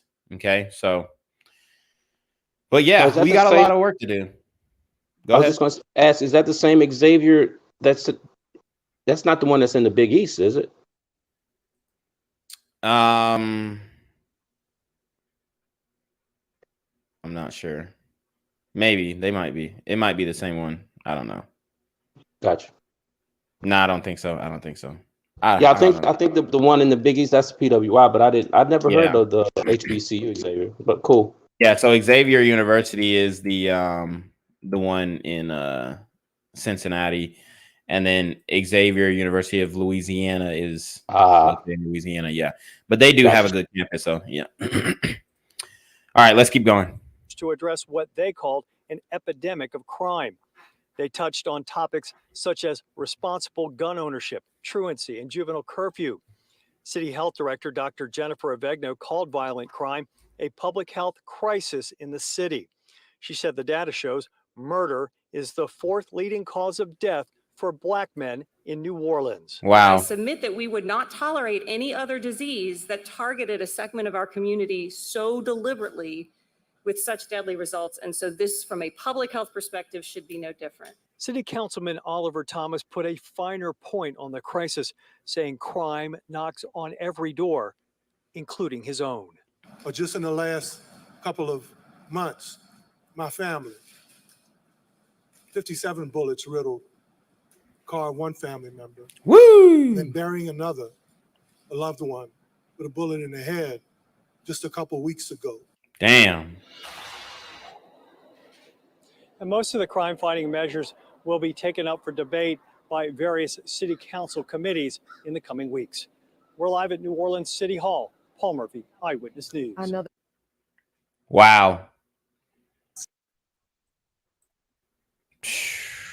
Man. And I was just going to say, Black Gen Z, the reason I really popped up is I was going to say, kind of tongue in cheek, but true. Any city or town council with more than 2 blacks on it, bro, I'm not living there. Woo! Damn. Say it again for the people. Any city or town council with more than 2 blacks on it, I'm not living there. Sheesh.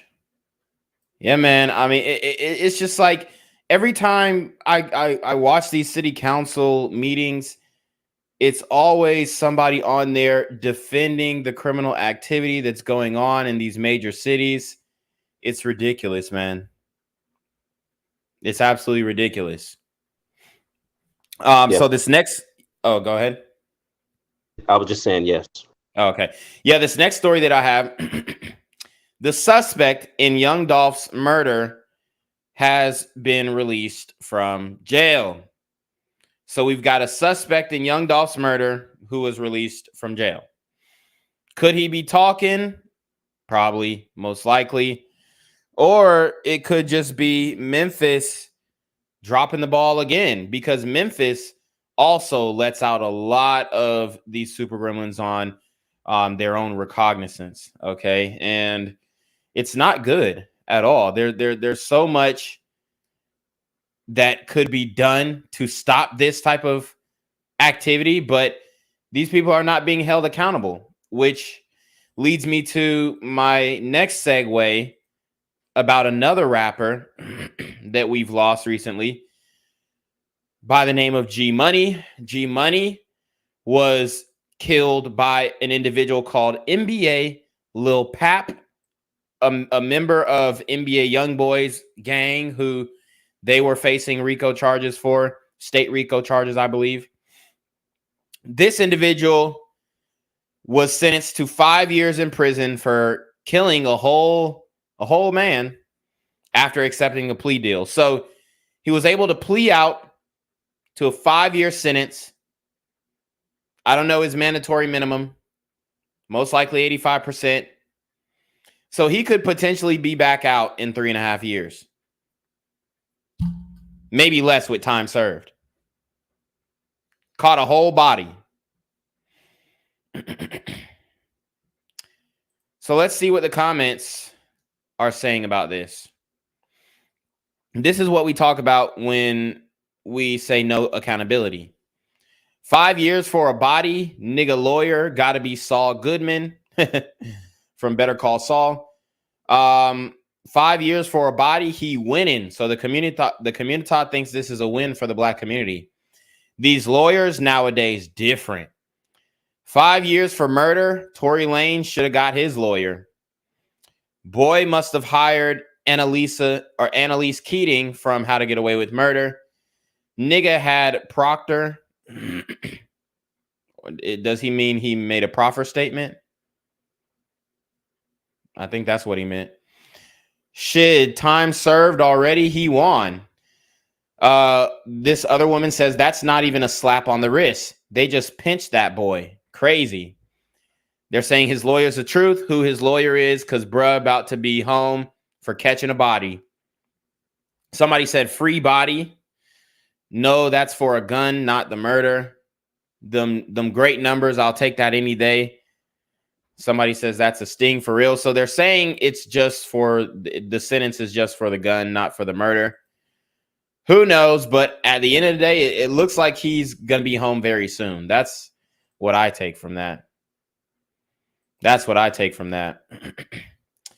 We got another story coming out of Chicago, which is, you know, we all know the issues going on in Chicago. We've got another story that I want to show you guys, where some polite robbers, okay? This is different. Polite carjackers and polite robbers. So yes, they are super gremlins, but they're polite with it. Saying, hey, sir, may you please hand over your car keys? Boom, boom, bap. So they all hop out of the car with straps. 4 people. Whoa. So they press him, and he goes up to him politely and says, hey, give me the car keys.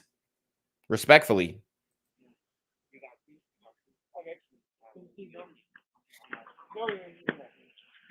They're pulling up with the straps, with the sticks.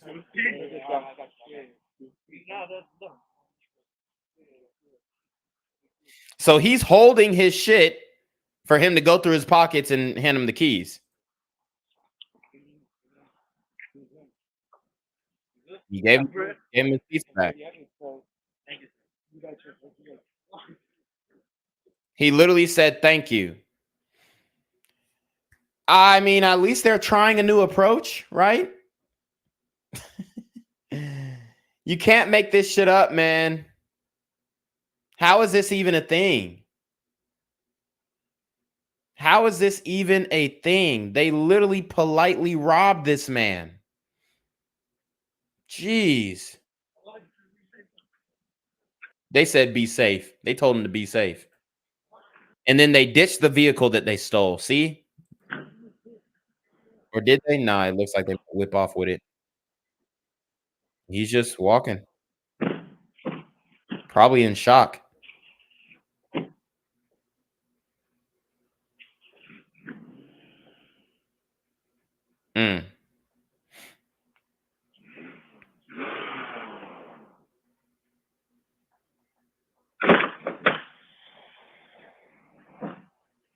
Wow, man. So let's watch it again, all the way through.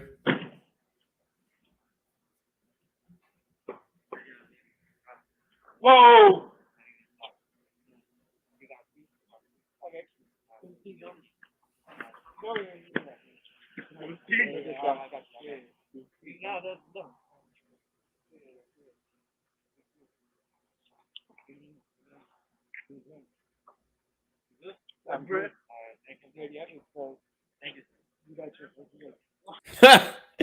He said, you good? Thank you. Wow. Jesus, man. Well, I guess if you're going to get robbed, that's how you want to get robbed, right?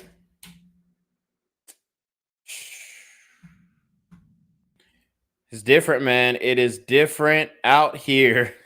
Somebody said, gentlemen gangsters. Yep. Gentlemen gangsters. Now we're going to go. This is a rapid fire episode. We're going to go to Philly, guys, because we have a Philadelphia Eagles football player who was actually carjacked. So let's watch this. Exactly who took my car. There you go. I heard that. Yep. Yeah, if you want me to, I can send you clips. Yeah, it's good. I know exactly who stole my shit, bro.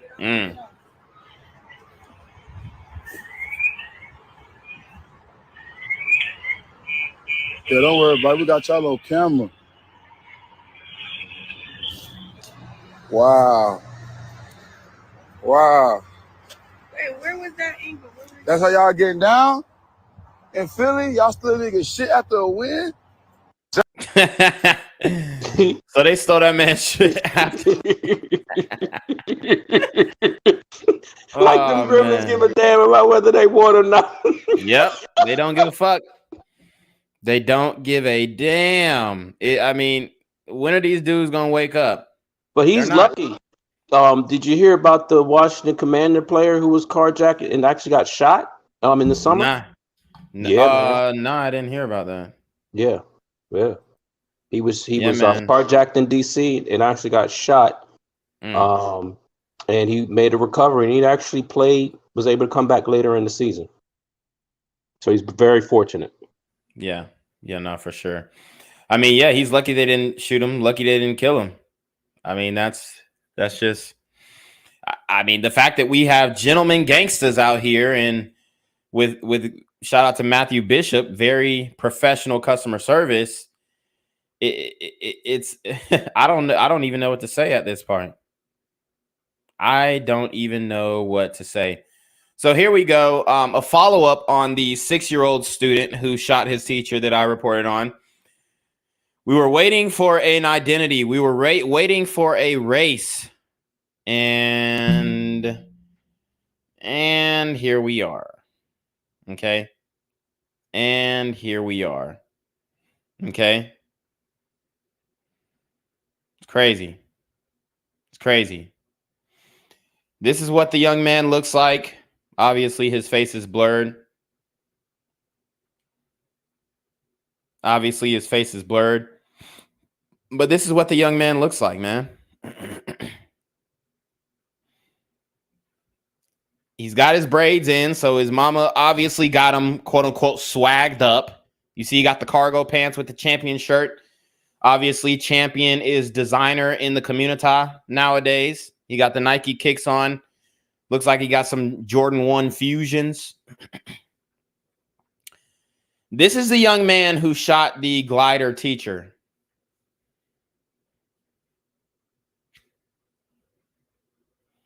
Brought a strap to school. Apparently people were warned that he was bringing a strap to school. I mean, guys, what are we doing here? Sisters, come get your kids. I mean, this is ridiculous, man. This is ridiculous. It's way too much going on out here for y'all kids to just be acting a damn fool.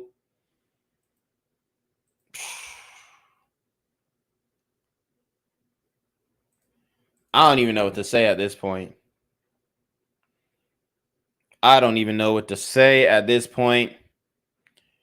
But it gets worse, guys. It absolutely gets worse.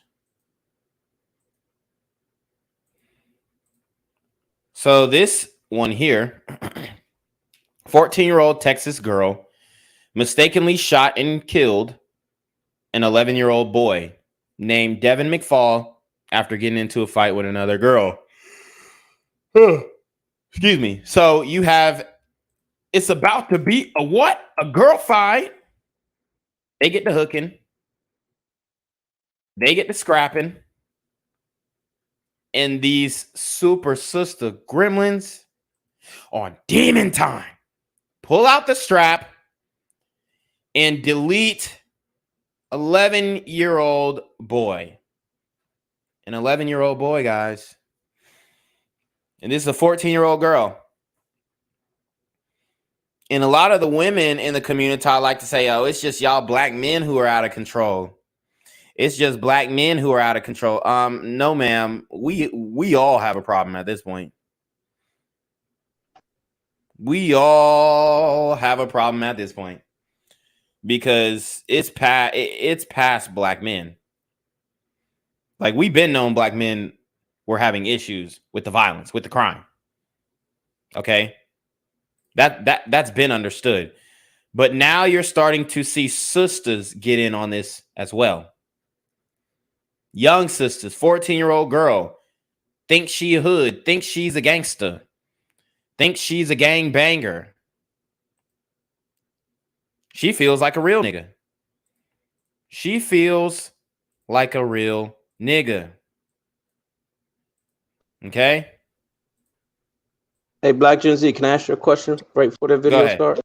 Why do you think that do you have a theory on why that's occurred in, say, recent history? Why the sisters are getting active now? Yes. Well, I think that they've become more masculine over time, specifically in the community.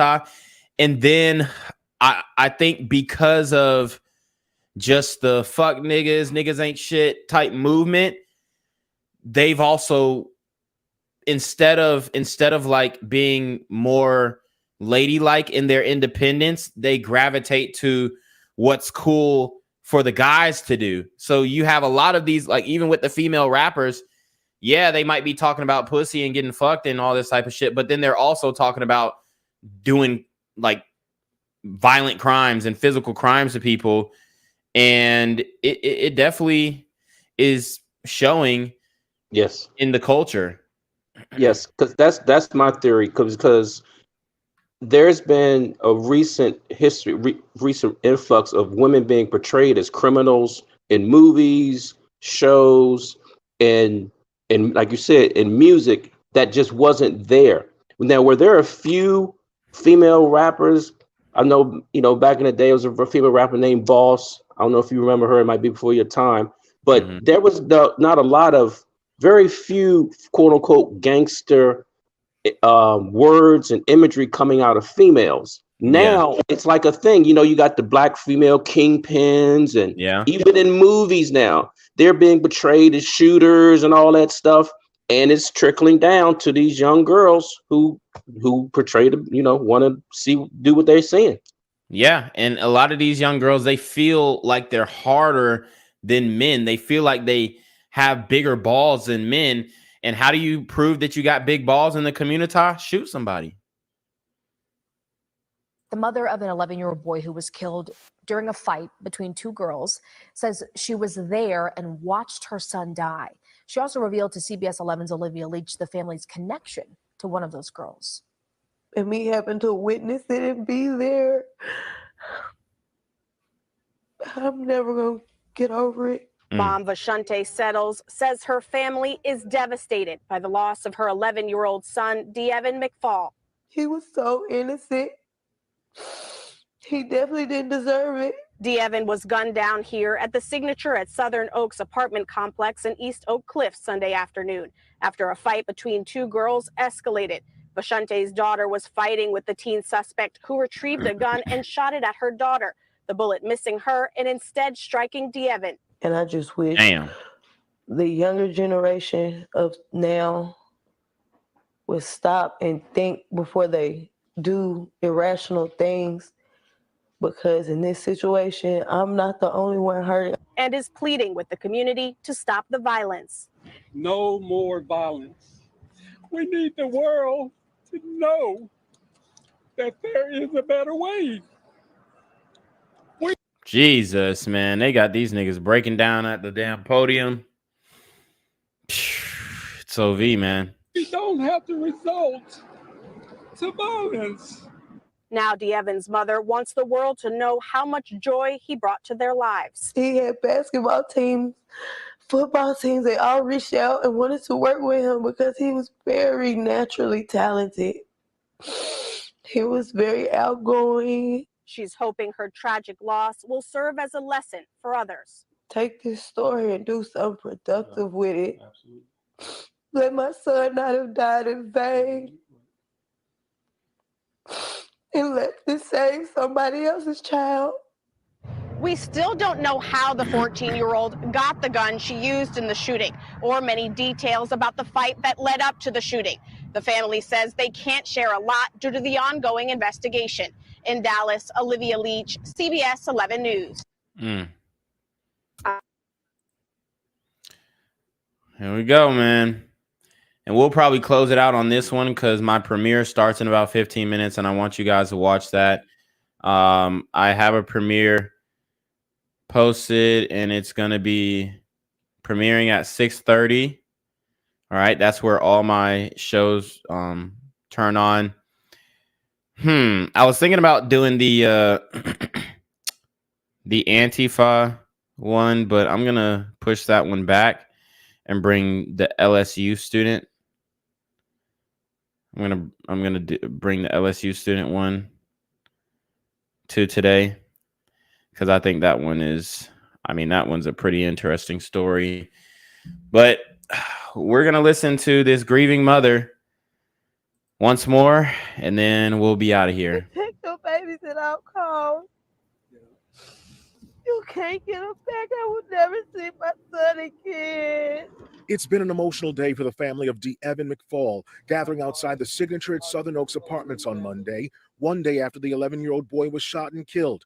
Please, people, stop killing each other. I never thought I would be standing here doing this for one of my babies. Witnesses say the boy. Yeah, so they never think that it'll happen to them. So they just keep voting blue because it makes them feel good, not understanding the dire consequences that come after you submit that ballot. I mean, I get it. She's crying and she's upset. She says she never thought it would happen to one of her babies, but who'd you vote for? I could have told you right there. Yeah. I mean, I could have told you right there. I never thought I would be standing here doing this for one of my babies. Witnesses say the boy was an innocent bystander. He was in the area when police say a couple of teenage girls got into a heated fight. He was just standing there. As the fight escalated, neighbors say one of the girls ran to get a gun and fired. Police say that 14-year-old girl shot DeEvan and ran from the scene. It's heartbreaking to see a child laying on the ground with in a pool of blood, just lifeless, just laying there. This tragedy has community members raising many questions, mainly about youth access to guns. Police haven't yet confirmed where the weapon came from, but say they've recovered the gun and arrested the child who they believe killed DeEvan. I mean, to lose his life, he was just 14, he ain't begun to live. Some neighbors in this apartment complex say fights among the youth happen often, and they want responsible adults to get involved. Yeah, and when those fights happen, what do the adults do? They watch from the outside, and then they say, you better not leave that fight without beating somebody's ass. You better not come home and you ain't beat somebody down. Tell me I'm wrong. Tell me I'm lying. You better not come in the house taking an L. They want you to go take your ass back outside and pull somebody's hair out.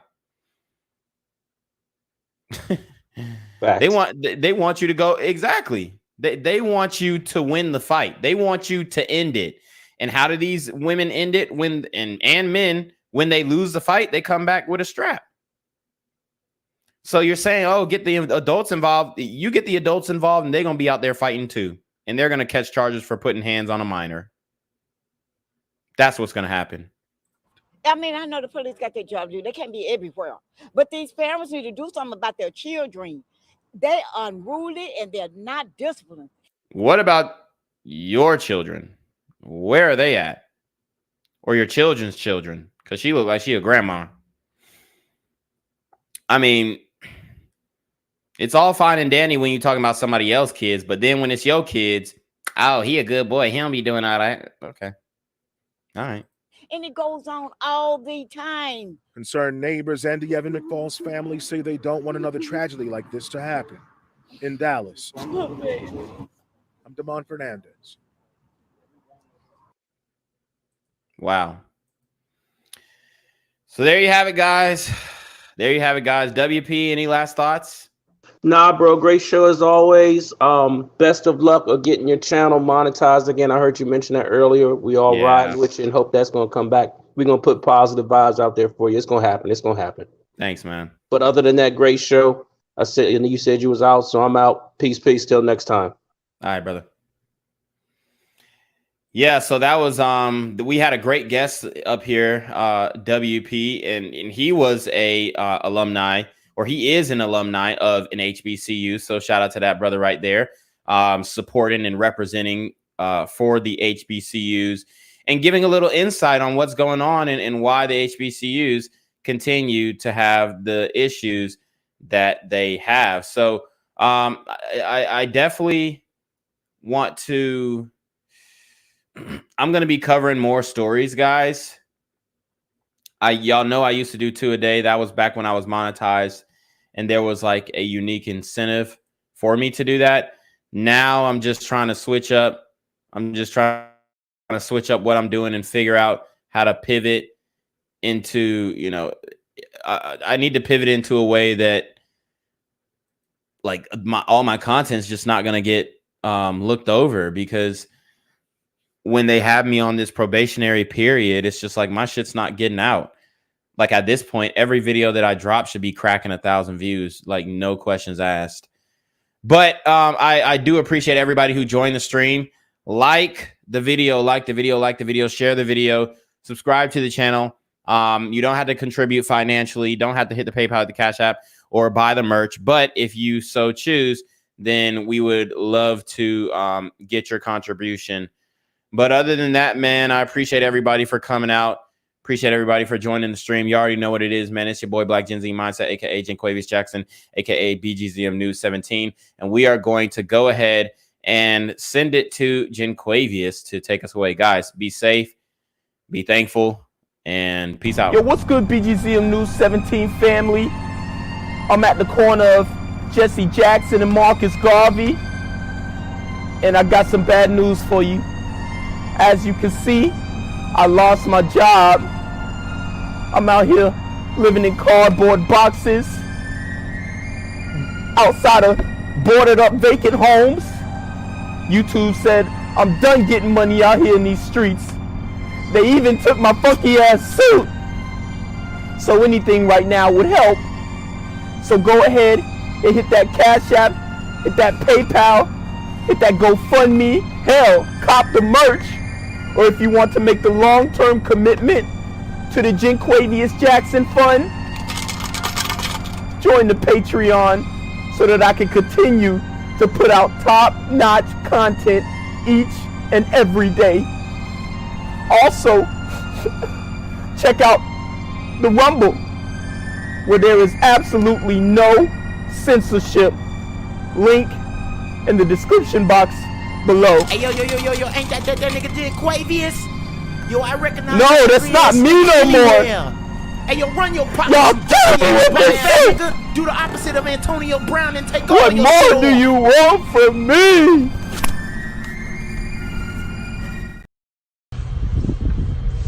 Oh, look at Daddy. He's not my dad, Mom. Really, Ava? He's not. My dad's in jail and I miss him. Gang violence and other kind of violence.